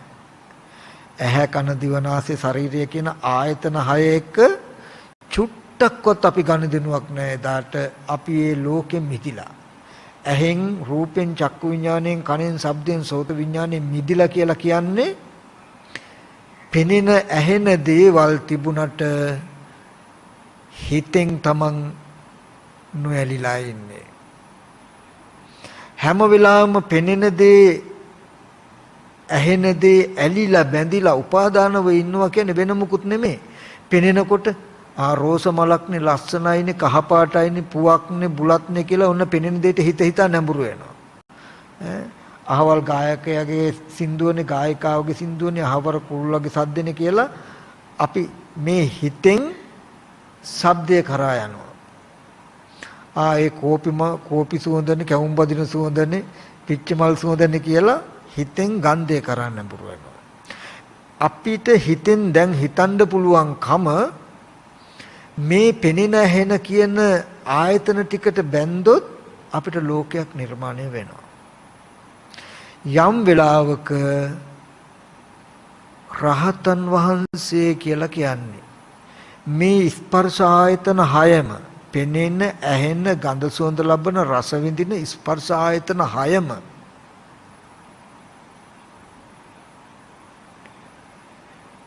උපාදාන වශයෙන් නොගෙන මිදිලා මේ අරමුණ පරිහරණය කරද්දී දැන් මට පුළුවන් මේ ඉස්සරහා තියෙන දේ පේනවා. මේක බුලත්, මේක පුවක්, මේක හුණු, මේක දුම්කොළ කියලාත් හිතනවා. හැබැයි මම පුවක්, බුලත්, හුණු, දුම්කොළ කියලා හිතුවත් පෙනෙන දේ බුලත් හෝ පුවක් හෝ හුණු හෝ දුම්කොළ වෙන්නේ නැහැ. පෙනෙන දේ පෙනීම මාත්‍රයක්මයි. මම හිතන දේ මම දැනගන්නවා නේද කියන නුවණක් මට තිබුණොත් වචනයක් කතා කරුවත් මේක බැඳෙන්නේ මේ වචන ටික මේ රූපෙට බැඳෙන්නේ අනිත් කෙනා ලෝකේ කෙනා හිතයි මේ අපි වගේම මේ පෙනෙන දෙට බුලත් පුවක් කියලා අර කියන්නෙත් කියයි. නමුත් එහෙම කියද්දිත් ලෝකයාගේ මානසික මට්ටමේ මිදිලා ඉන්න පුළුවන්. මම මේ කතා කරන සිද්ධිය ගැඹුරුයි. යම් දවසක රහත් වුණා කියලා කියන්නේ පෙනෙන ඇහෙන මේ ස්පර්ශ ආයතන හයෙන් සම්පූර්ණව මිදිලා තමන්ගේ පැත්තටම හිත නැඹුරු වෙලා ඔකට කියනවා අජ්ජුපේක්ඛා කියලා. තමන්ම හිතින්ම හිතලයි හිතන්නේ, හිතින්ම හිතලයි කියන්නේ, හිතින්ම හිතලයි කරන්නේ කියන නුවණකින් ජීවත් වෙන මනස. එදාට කර්ම රැස් වෙන්නේ. හිතන්න පුළුවන්, කියන්න පුළුවන්, කරන්න පුළුවන්. හිතන දේ හිතීමෙන් පස්සේ, කියන දේ කීමෙන් පස්සේ, කරන දේ කිරීමෙන් පස්සේ නිරුද්ධ වෙනවා මිසක රැස් වෙන්නේ නැහැ. හොඳට මතක තබා ගන්න කර්ම රැස් වෙන්න සහ කර්මක් ඡය වෙන්න ක්‍රම දෙකයි තියෙන්නේ. එකක් තමයි ඔගොල්ලෝ හිතුවොත් බුලත් කියන එක ඒක පෙනෙන දෙයට බැන්දොත් කර්ම රැස් වෙනවා. පෙනෙන දේ දිට්ට මත්තම් බුලත් කියලා හිතනකොට මම හිතින් හිතුවට ඒක හිතන දේම නිරුද්ධයි කියන තැන දකින්න පුළුවන් වුණොත් හිතුවත් කර්මක් ඡයයි. ඒකයි කර්ම පෙන්වන්නේ බලන්න යස්මින් සමේ කාමවචර කුසල චිත්තං uppannෝ හෝති සෝමනස්සහගත ඥාන සම්ප්‍රයුක්ත අසංකාරිකව සසංකාරික රූපාරම්මණං වා සද්ධාරම්මණං වා ගන්ධාරම්මණං වා රසාරම්මණං වා පොට්ටබ්බාරම්මණං වා ධම්මාරම්මණං වා යං යං වා පනාරබ්බ යම් කවක කාමවචර ඥාන සම්ප්‍රයුක්ත කාමවචර කුසලසිත උපදිනේද ඒ කියන්නේ ත්‍රි හේතුක කුසලසිත කොහොමද රූපාරම්මණං වා සද්ධාරම්මණ රූපය අරමුණු කරගෙන හෝ සද්දය අරමුණු කරගෙන හෝ ගන්ධය අරමුණු කරගෙන හෝ රසය අරමුණු කරගෙන හෝ පොට්ටබ්බය අරමුණු කරගෙන හෝ ධර්මය අරමුණු කරගෙන කර්මසිත වෙන්නේ එහෙම යම් වෙලාවක හිතන කියන කරන එකට රූපේ හෝ අරමුණු නොවුනොත් ශබ්දයේ ගන්ධයේ රසයේ පොට්ටබ්බේ ධර්මාරම්මණය අරමුණු නොවුනොත් ඒ හිතන දේ හිතීමෙන් පස්සේ නිරුද්ධ වෙනවා මිසක රැස් වෙන්නේ නැහැ. මොකද කර්ම රැස් වෙනවා කියලා කියන්නේ දැන් මම බුලත් කියලා හිතනවා. හිතපු වචනේ කොහෙවත් තිබුණාද? ඉවරයි. එතකොට මම තව වචනයක් කතා කරනකොට අර වචන ඉවරයි. තව දෙයක් හිතනකොට අර හිතපු එක ඉවරයි. නමුත් ඒ හිතපු දේ නිරුද්ධ වුණා, ඉවර වුණා කියන්නේ නැතුව රැස් වුණා කියලා අපිට කියනවා. ඇයි ඒ? මම බුලත් කියලා හිතුවාම හිතන එක මේ රූපෙට බඳිනවා. ඒ හිතපු එක ඉවර වුණාට මරණාසන්න මොහොතේදී මට මේ රූපේ විතරයි පේන්නේ. පේනකොට මේ රූපෙට මේ විදිහටයි හිතලා තියෙන්නේ, මේ විදිහටයි කලේ කියන ටික තේරෙනවා. අපි කවුරු හරි කෙනෙක් ගැන හොඳට තරහ ඇති වෙන විදිහට හෝ කුසල් ඇති වෙන විදිහට හිතනවා. හිතපු සිද්ධිය නිරුද්ධ වෙනවා. නමුත් කර්ම රැස් වෙනවා කියලා කියන්නේ මරණාසන්න මොහොතේ අර රූපේ පේන්නේ. පේනකොට මේ රූපෙට මේ විදිහට හිතලා තියෙනවා නේද කියන ටික ඒකේ තියෙයි. නමුත් මං හිතපු එක පෙනේ නැහෙන අරමුණකට බැඳෙන්නේ නැත්තම් මට කර්ම රැස් වෙන්න තැනක් තියෙද? නැහැ. ඒකෙදි මම මතක් කරන තැන ගැඹුරුයි. යම් දවසක තමන් කියලා කියන්නේ මේ හිතන්න පුළුවන් පැත්තට. හිතන කමට. දැන් හිතන්න කියන්න කරන්න පුළුවන් පැත්තට කියනවා තමන් කියලා. තමන් පෙනෙන ඇහෙන දේ එක්ක ගනුදෙනුවක් නතර වුණොත් තියෙන ගනුදෙනුව නතර වෙච්ච දවසටයි සසර නතර වෙන්නේ. ඔකට කියනවා අනුපාදා පරිනිර්වාණය. ඇහැ කන දිව නාසය ශරීරය කියන මේ ස්පර්ශ ආයතන 6 උපාදාන වශයෙන් නොගෙන මිදුනා කියන තැන. උපාදාන වශයෙන් නොගෙන මිදුනා කියන තැන. යම් වෙලාවක අද පෙනෙන පැත්ත පුරාණ කර්මෙන් හටගත් විපාකයි ඒක එක පැත්තක් හිතන කියන කරන දේ කර්ම රැස් වෙනවද අස් වෙනවද කියන එක තියෙන්නේ අවිද්‍යාව මත හා විද්‍යාව මත. හිතන්න කියන්න කරන එකට අවිද්‍යාව ප්‍රත්‍ය වුණොත් මේ විපාකෙට පෙනෙන දෙයට හිතුවොත් කිව්වොත් කළොත් මොකද වෙන්නේ? කර්ම රැස් වෙනවා කියලා කියන්නේ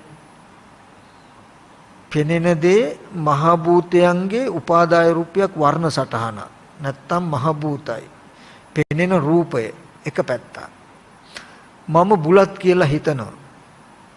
මම හිතපු එකයි මේ රූපයයි දෙකම එකට එකතු කළා මේ හැඩේ බුලත් කියලා දැනගැනින්නක් හැදිලා ඇති. නාම රූප පත්‍ය විඥාන. ඇහැට පිටින් තියෙන වස්තුවක් ගැන තමන්ගේ පැති දැනුමක් ඇති වෙලා. දැනුමක් තිබුණොත් ඒක හිතට සිහි කරන්න පුළුවන්.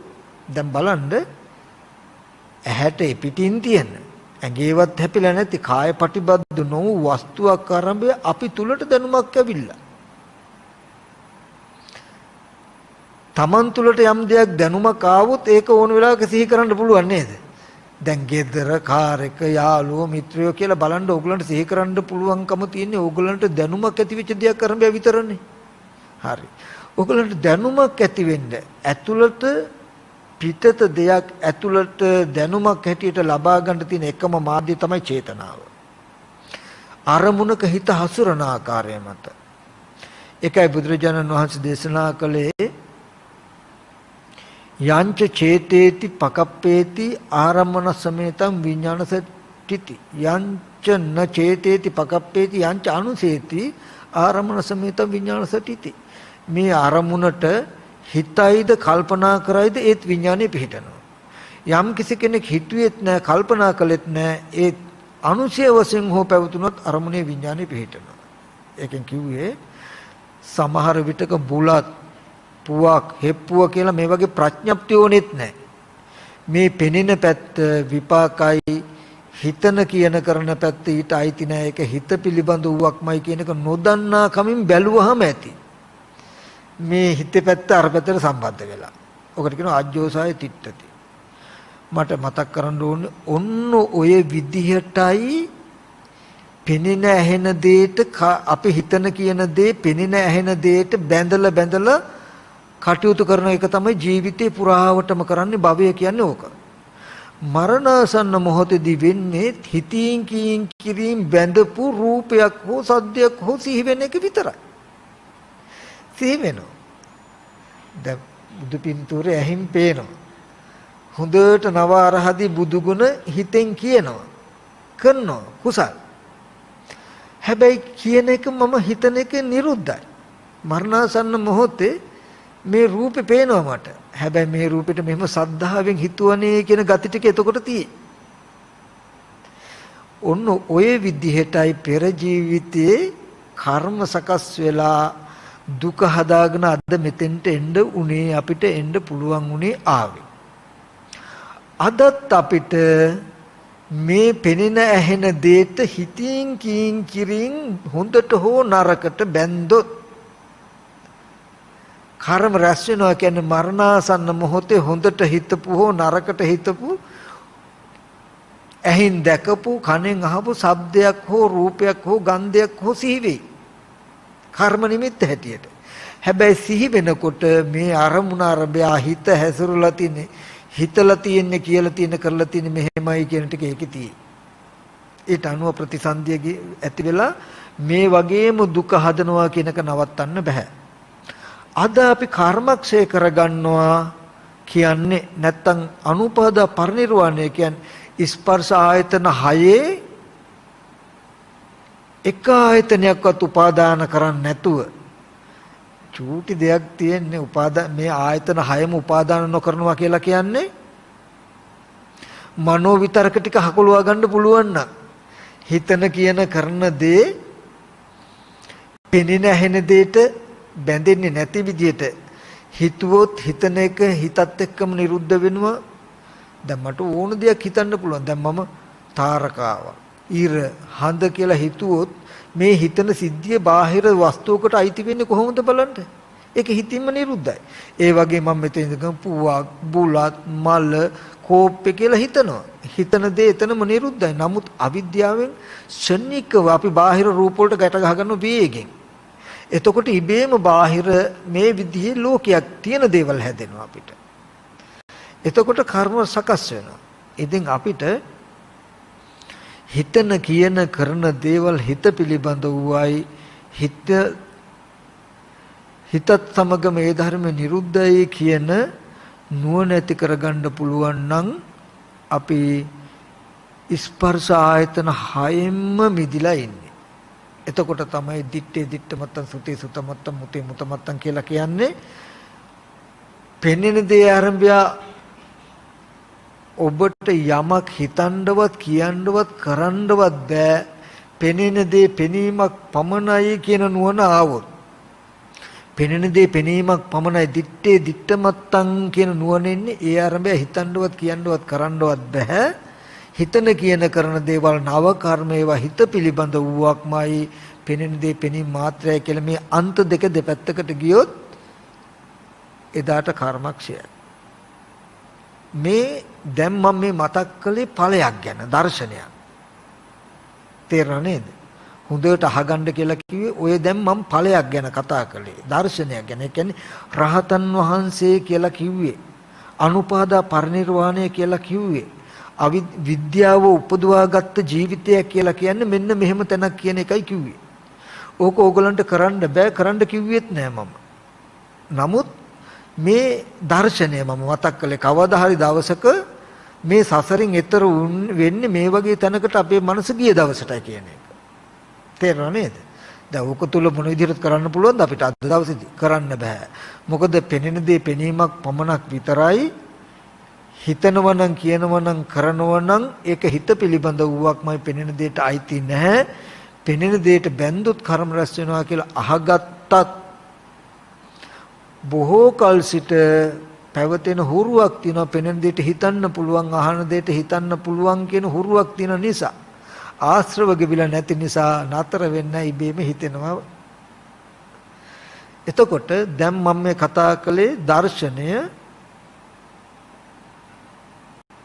රහතන් වහන්සේ කියලා කියන්නේ ඇස් ඉදිරි පිටට රූපේ එනවා.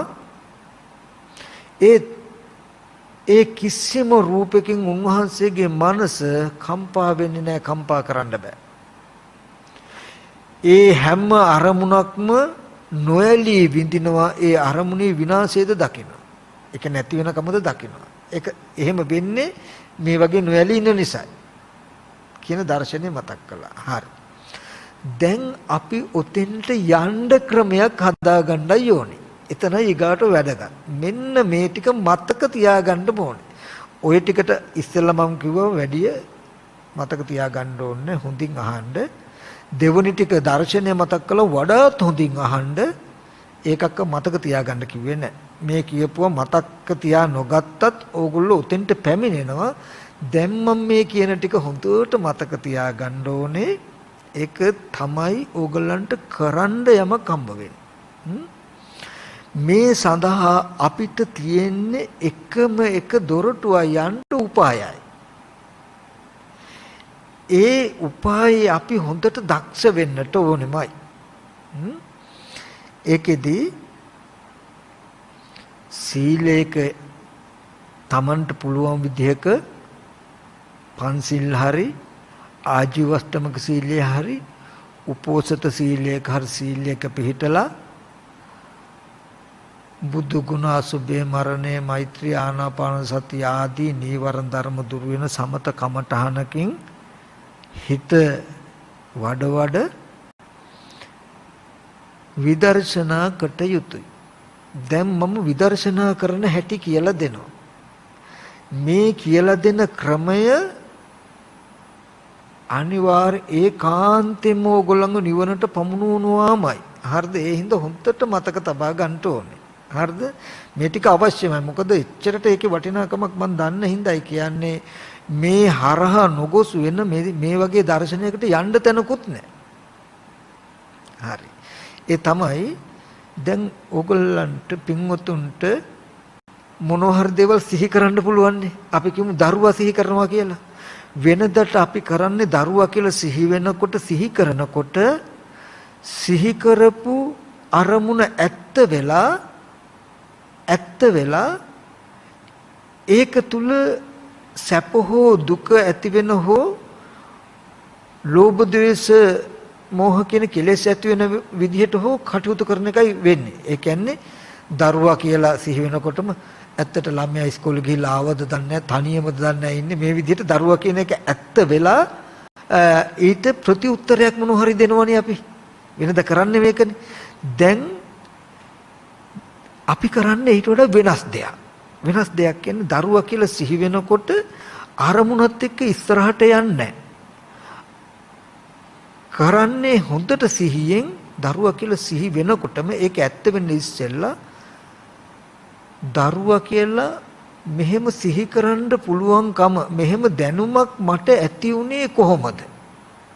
දැන් ළමයා ගෙදර ළමයා ඉන්නවා කියලා සිහි කරනවා නම් තමන්ට සිහි කරන්න පුළුවන්කම ඇති වෙච්ච ක්‍රමයක් තියෙන්න බෑ නේද? ආන් ඒක හොයාගෙන උඩු හතට යන එකයි කරන්නේ අපි. දරුවා කියන එක ඇත්ත වෙලා රාග දේශ මොහ ඇති වෙන්න ඉස්සෙල්ලා. ඔන්න හිතාමතාම ඕන අපි දරුවව සිහි කරනකොට අපි උඩ අතට යනවා. උඩ අතට කියලා කියන්නේ දරුවා කියන එක ඇති වෙන්න. ඇස් ඉදිරි පිටට කන බොන ආහාරයෙන් හැදුණු කෙස්ලොම් නියද සම්මස්නහර කියන හොඳට බත් පාන් කව්පි මුං ඇට කියන කන බොන ආහාරයෙන් හැදුණු කෙස්ලොම් නියද සම්මස්නහර කියන කුණප කොටස් ටිකකින් යුක්ත රූපයක් ඇස් ඉදිරි පිටට එනකොට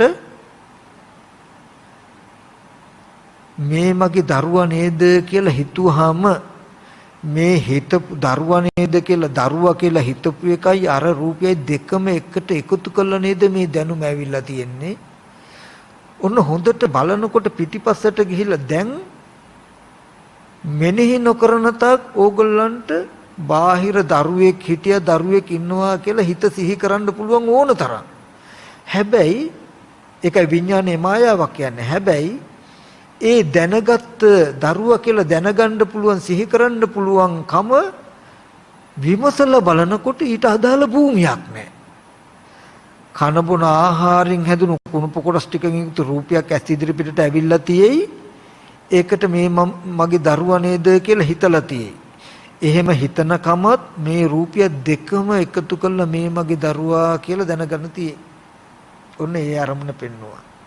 ඊට පස්සේ අපි යාළුවෙක් සමන්ත කියලා සිහි කෙරුවා කියමු. දැන් ඒ හැඩේ සමන්ත කියලා අපිට හොඳට සිහි කරගෙන වෙනදට හොඳට සැප දුක් විඳින්න පුළුවන්. නමුත් දැන් එහෙම නෙමෙයි.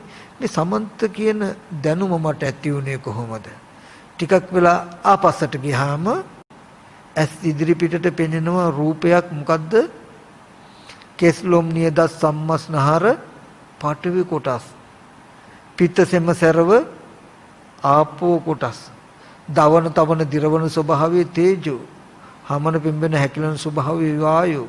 කන බොන ආහාරයෙන් හැදුණු සතර මහා ධාතු රූපයට සමන්ත කියලා හිතුවාම සමන්ත කියලා හිතපු කමත් ඒ රූපය දෙකම එකට එකතු කළා මේ දැනුම ඇති වෙලා ඒ රූපේ සමන්ත කියලා. විඥානේ නාම රූප පත්‍ය විඥාන සමන්ත කියලා දැනගැනලා ඇති වෙලා තියෙයි. දැනගැනලා ඇති වෙලා තින්නේ කොහොමද? මේ නාමයයි මේ රූපයයි මේ සමන්ත කියලා හිතපු කමයි මේ රූපය දෙක එකතු කළා මේ සමන්ත කියලා දැනගැනලා ඇති වෙලා තියෙයි.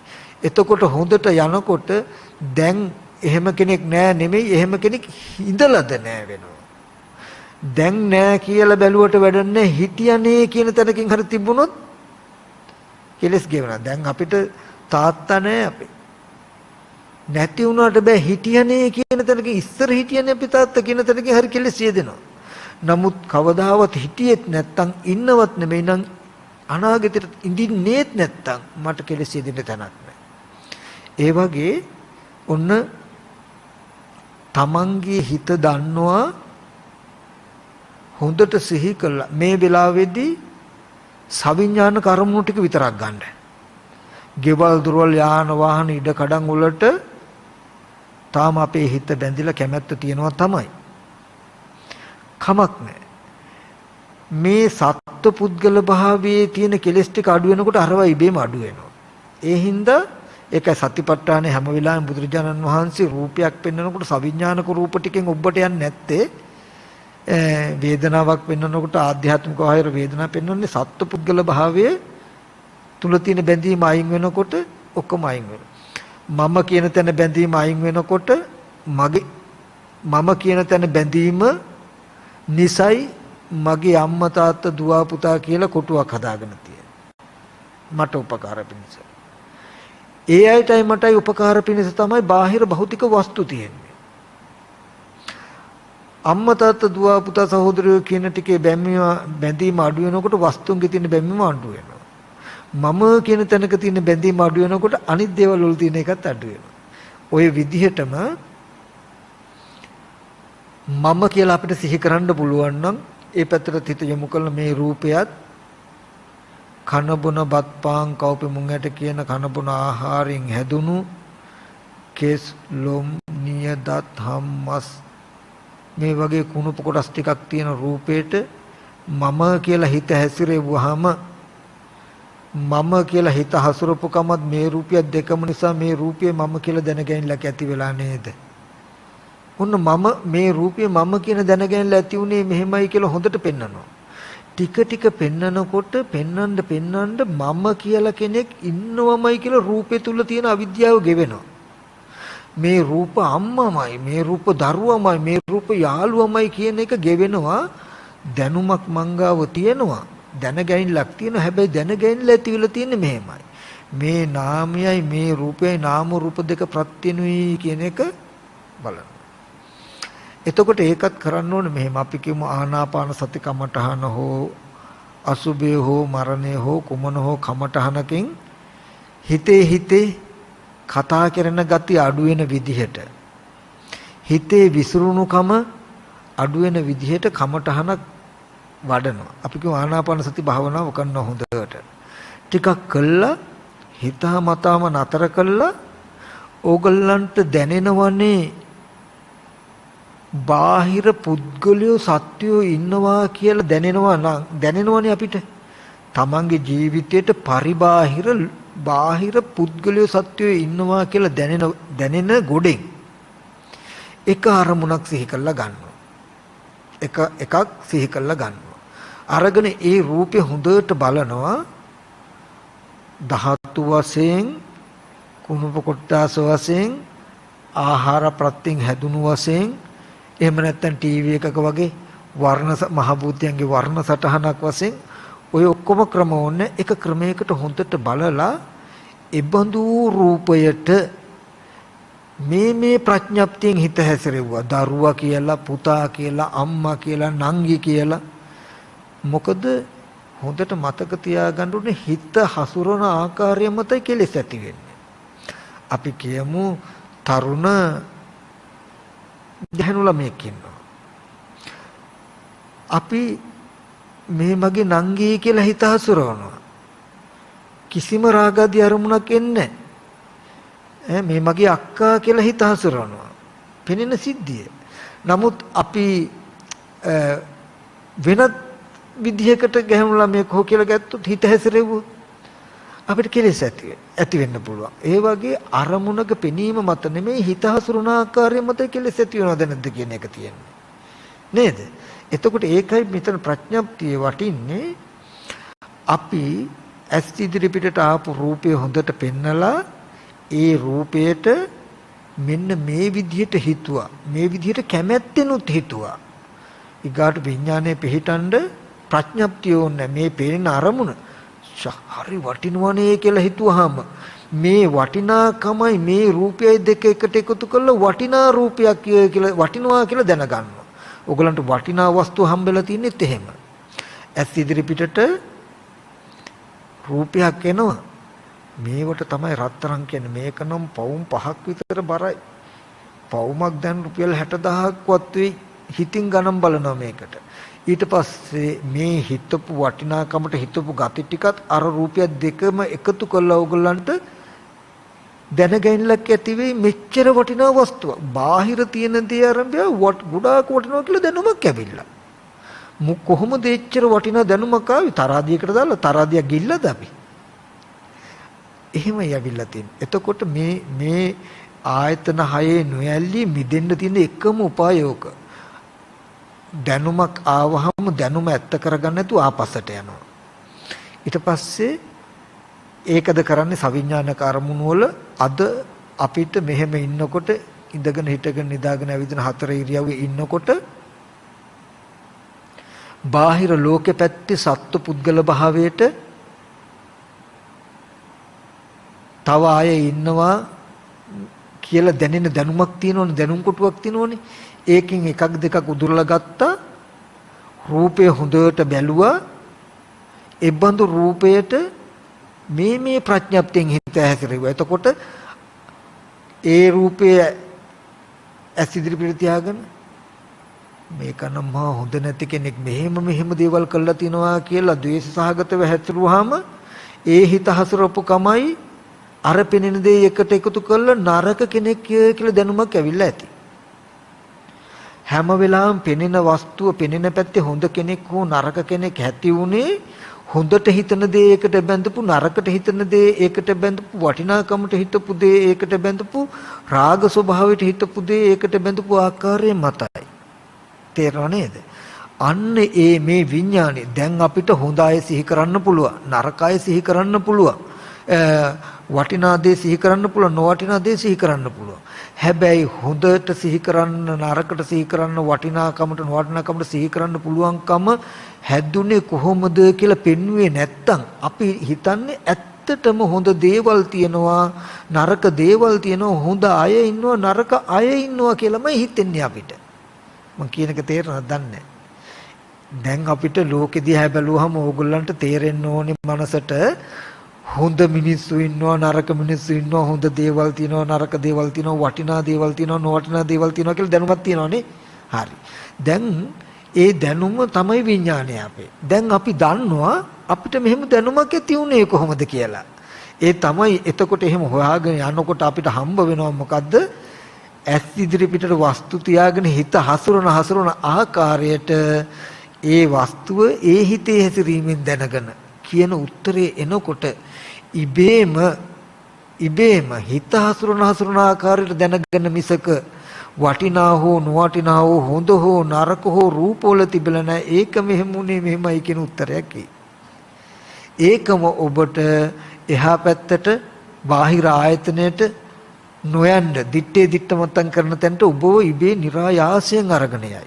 මම මේ කියන ටික ගොඩාක් වටින දෙයක් ඔබට තේරෙනවා නම් එතකොට මේ විදිහට අරමුණු කීපයක් හිතනකොට ඔබේ සමාධි ගතිය අඩුයි.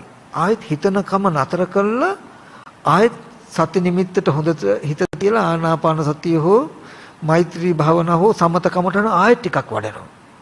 ටිකක් වඩලා ආයෙත් නතර කරනවා. නතර කළා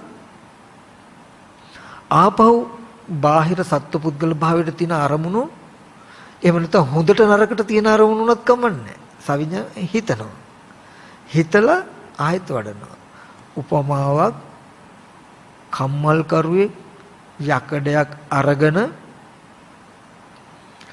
ගිනි ගොඩට දාලා මයින්හම ඇදලා හොද්දට ලා බදල්ලේ පාට රත් වෙන්න රත් කළා ගිනියම් කළා අඬුවෙන් අල්ලලා කිනිහිරි උඩ තියලා පාරවල් 2යි 3යි ගහන්නේ නිවෙනවා. ඒට යහත් ගැහුව හැකි. ගැහුවට ගහන තරමට යකඩ දැලෙන්නේ මහන්සිය විතරයි. එයා මොකද කරන්නේ ආපහු අරගෙන ආයෙත් කෝවේ දාලා රත් කරනවා. රත් කළා හොඳට තිවුර වුණාම ආයෙත් කිනිහිරි උඩ තියලා පාරවල් 2-3ක් ගහනකොට නිවෙනවා. ඒ වගේ ආනාපාන සති කමඨහන හොඳට නැත්නම් සමත කමඨහන හොඳට හිත වැඩුවම නීවරණ ධර්ම අඩුයි. අන්න ආයුධ යකඩ කැල්ල ගිනිහන් වුණා වගේ ඔන්න අරමුණක් දෙකක් පුද්ගල භාවයට වටිනාකමට තියනවා කියලා බාහිර තියනවා කියලා දැනෙන අරමුණක් දෙකක් විදර්ශනා කරනවා. පාරක් දෙකක් ගහනකොට අඩු වෙනවා වගේ අරමුණක් දෙකක් විදර්ශනා කරන සමාධි ගතිය ටක් ගාලා අඩු වෙනවා. තවත් මෙනෙහි කෙරුව හැකි. එතකොට එක්සර්සයිස් මැෂින් එකක් උඩ දුවනවා වගේ එකම තැන. මෙනෙහි කළාට කෙලස් ගෙවෙන්නේ වෙහෙස විතරයි. ඒ හින්දා හිතන එක නතර කරලා ආයෙත් අර කමටහන වඩනවා. කමටහන වැඩුවම දැන් ආයෙත් කෝවේ දාලා ටික රත් කරනවා වගේ ආයෙත් පාරවල් දෙකක් තුනක් ගහන්න පුළුවන්. ආයෙත් පුද්ගල භාවයට වටිනාකමට බාහිර තියනවා කියලා දැනෙන දේවල් මෙනෙහි කළා ආපසට යනවා. මෙහෙම දැනුමක් ඇති උනේ කොහොමද කියන එකකින් ගිහිල්ලා අර විදිහට මෙනෙහි කරනවා. මෙනෙහි කළා ආයෙත් නතර කළා ආයෙත් හිත වඩනවා. මේ වගේ සමත විදර්ශනා යුගනද්දව සමත කමඨාන හිත වඩනවා නුවණින් මෙනෙහි කරනවා. නුවණින් මෙනෙහි කර හිත වඩනවා. මේ විදිහට කරනකොට ඕගොල්ලන්ගේ සමාධියත් එන්න තීව්‍ර වෙනවා නීවරණ ධර්මයන්ගෙන් තොර. ඒ වගේම මේ ලෝකෙ කිසිවකත් නොඇලෙන නොගැටෙන මනසක් ඕගොල්ලන්ට ඉබේම හැදෙනවා. ටිකක් දුර යනකොට ඕගොල්ලෝ දන්නවා ඉබේම එක තැනකට එනවා. බාහිර ස්පර්ශ ආයතන 6 ශුන්්‍යතාවයක්මයි තිබිලා තියෙන්නේ. සත්ත්ව පුද්ගල ආත්ම භාවයෙන් තොරයි. රන් රිදී මුතුමැණික් ආදී වටිනා දේවත් ඒ වගේම නරක ජරා නොවටිනා දේවත් ඒ තුල තිබිලා නැහැ.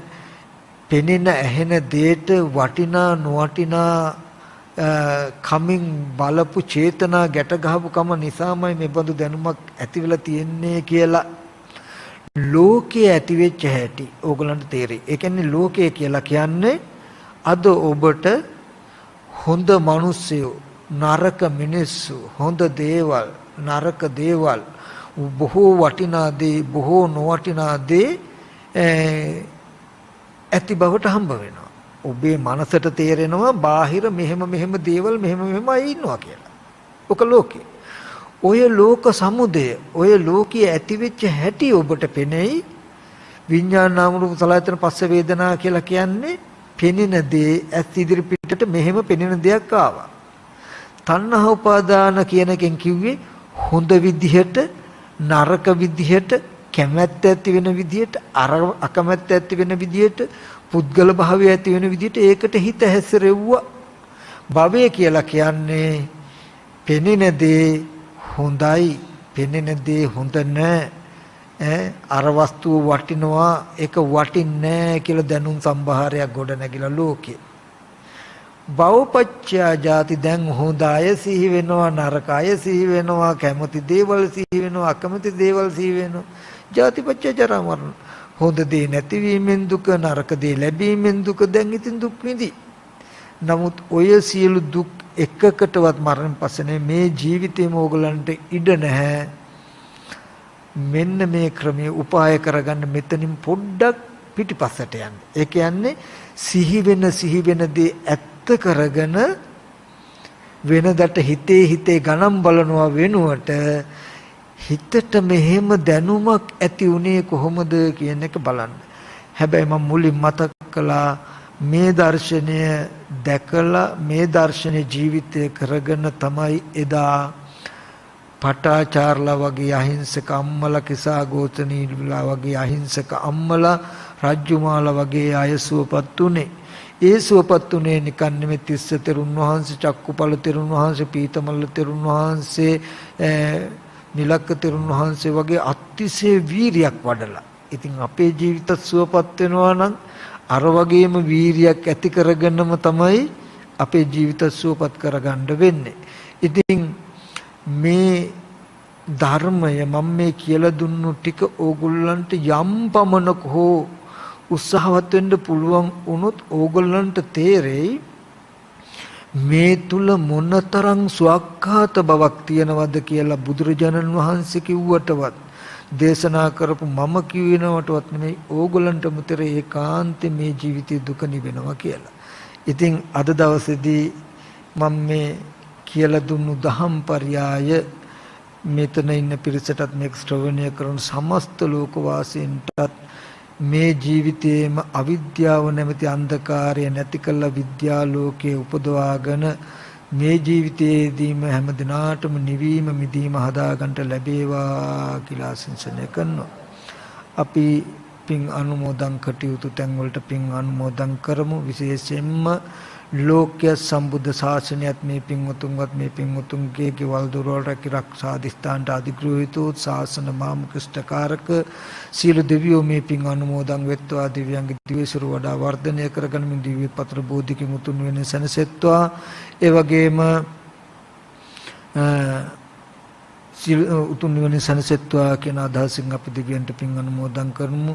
ඒ වගේම දෙවියන්ගේ ආරක්ෂාවද මේ පින් උතුම් කෙරෙහි නිබඳව නිරතුරුව ලබා දෙත්වා කියන අදහසින් ආකාසට්ඨා ච බුම්මට්ඨා දේවා නාග මහිත්‍තිකා පුඤ්ඤන්තං අනුමෝදිත්වා චිරන් රක්ඛන්තු බුද්ධ ශාසනං. ආකාසට්ඨා ච බුම්මට්ඨා දේවා නාග මහිත්‍තිකා පුඤ්ඤන්තං අනුමෝදිත්වා චිරන් රක්ඛන්තු බුද්ධ ශාවකං. ආකාසට්ඨා ච බුම්මට්ඨා දේවා නාග මහිත්‍තිකා පුඤ්ඤන්තං අනුමෝදිත්වා බෝධයන්තු සිවම් පදං. ඒ වගේම අවිද්‍යා අන්ධකාරය දුරු කළා ප්‍රඥා ලෝකේ උපදවාගෙන මේ ජීවිතයේම නිවීම මිදීම හදා ගැනීම සඳහා වූ මේ දහම් පරියායද දේශනා කරනකොට ඒ දේශනාව සඳහා බොහෝම සත්භාවයෙන් සහ සම්බන්ධ වෙන කල්යාණ මිත්‍ර දෙපිරිසක් සිටි අපි මුලින්ම මතක් කළොත් වෙහෙරගොඩ වැල්ලම්පිටියේ පදිංචි එම්.ඒ. සුමනාවතී මෑණියන්ගේ දූදරු පිරිසත්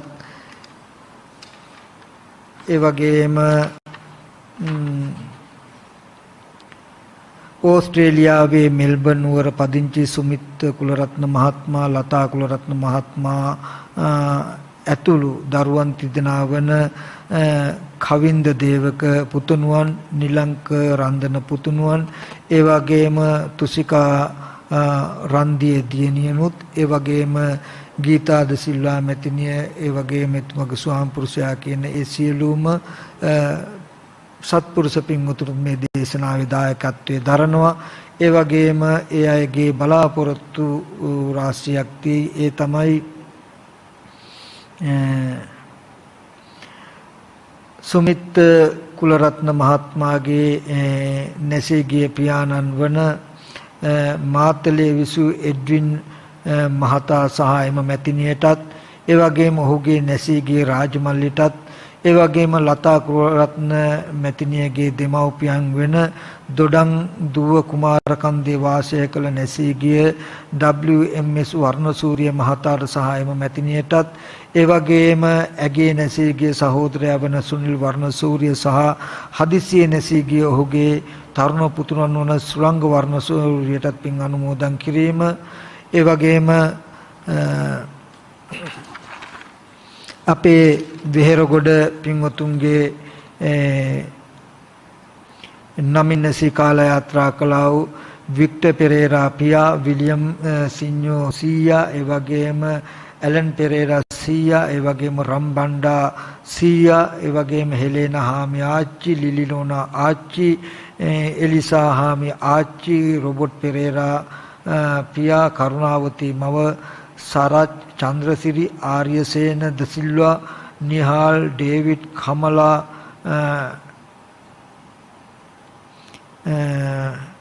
ඇතුළු සංසාරගත යහලේ සියලුම මියගේ ඥාතීන් සිහිපත් කරනවා. ඒ වගේම තව ඒ පින්වතුන්ගේ බලාපොරොත්තු මේ ප්‍රාර්ථනාවක් තියෙයි. අපවත් වී වදාළ ගෞරවනීය අපගේ දරණගම කුසල ධම්මනායක හිමිපාණන් වහන්සේට ඒ වගේම සෝම ස්වාමින් වහන්සේට පානදුරේ අරියදම ස්වාමින් වහන්සේ ඇතුළු අපවත් වී වදාළ සියලුම දෙනාටත් පින් අනුමෝදන් කරනවා. ඒ වගේම මතක් කරන්නට ඕනේ ලබුනුරු අරණ සේනාසන සංචිතේ ප්‍රධාන අනුශාසක අපේ මහාකල්ල නන්දරත්න ස්වාමින් වහන්සේගේ ඒ වගේම අපේ සග්බ්‍රහ්මචාරින් වහන්සේගේ ආදරණීය පියාණන් වහන්සේ රාත්‍රියේදී අභව ප්‍රාර්ථ වුණා. ඒ නන්දරතන ස්වාමීන් වහන්සේගේ අභව ප්‍රාර්ථ වන පියා අවුරුදු 76ක් ආයු වළඳා HWC විජේසේන ඒ ආදරණීය පියාණන් මේ මොහොතේදී අපි සිහිපත් කරනවා. දෙපිරිසේම වර්ග પરම්පරාගත නිවිගේ ඥාතින් අපි මොහොතේ සිහිපත් කරනවා. ඒ අය විතරක් නෙමෙයි මේ සමස්ත ලෝකවාසී සියලු දෙනාගේ මියගේ ඥාතින්ද සිහිපත් කළා. මේ දේශනාවෙන් ජනිත වෙච්ච සියලු කුසලයන් ඒ සියලු දෙනාට අපි අනුමෝදන් කරනවා. අනුමෝදන් වෙත්වා කියන අදහසින් අපි ඥාතින්ට පින් අනුමෝදන් කරමු. ඉදම්මේ ඥාතිනං හෝතු සුඛිතා හොන්තු ඥාතයෝ ඉදම්මේ ඥාතිනං හෝතු සුඛිතා හොන්තු ඥාතයෝ ඉදම්මේ ඥාතිනං හෝතු සුඛිතා හොන්තු ඥාතයෝ. ඒ වගේම අපේ වෙහෙරගොඩ වැල්ලම්පිටියේ පදිංචි පිරිසගේ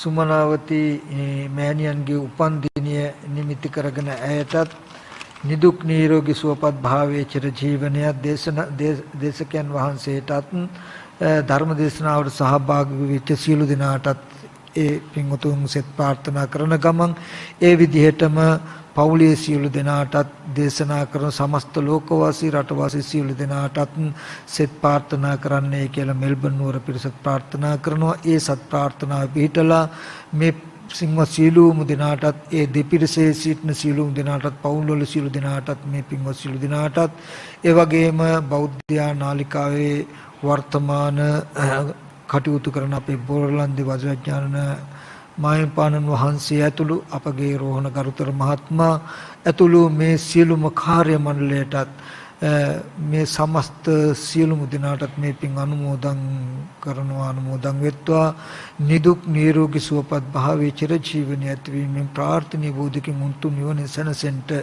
මේ සියලු කුසල් හැම දිනාටම උතුම් නිවන් පිණිස පාරමී වේවා කියලා ආශිර්වාද කරනවා. හොඳයි එහෙනම් හැම දිනම වන්දනා කරගන්නට විවාදන සීලිස්ස නිච්ඡං වද්දාපචායිනෝ චත්තාරෝ ධම්මා වඩ්ඩಂತಿ ආයුවන්නෝ ස්කම්බලං ආයුරාෝග්‍ය සම්පatti සග්ග සම්පatti මේව චාතෝ නිබ්බාන සම්පatti මිනාතේ සමිච්ඡතු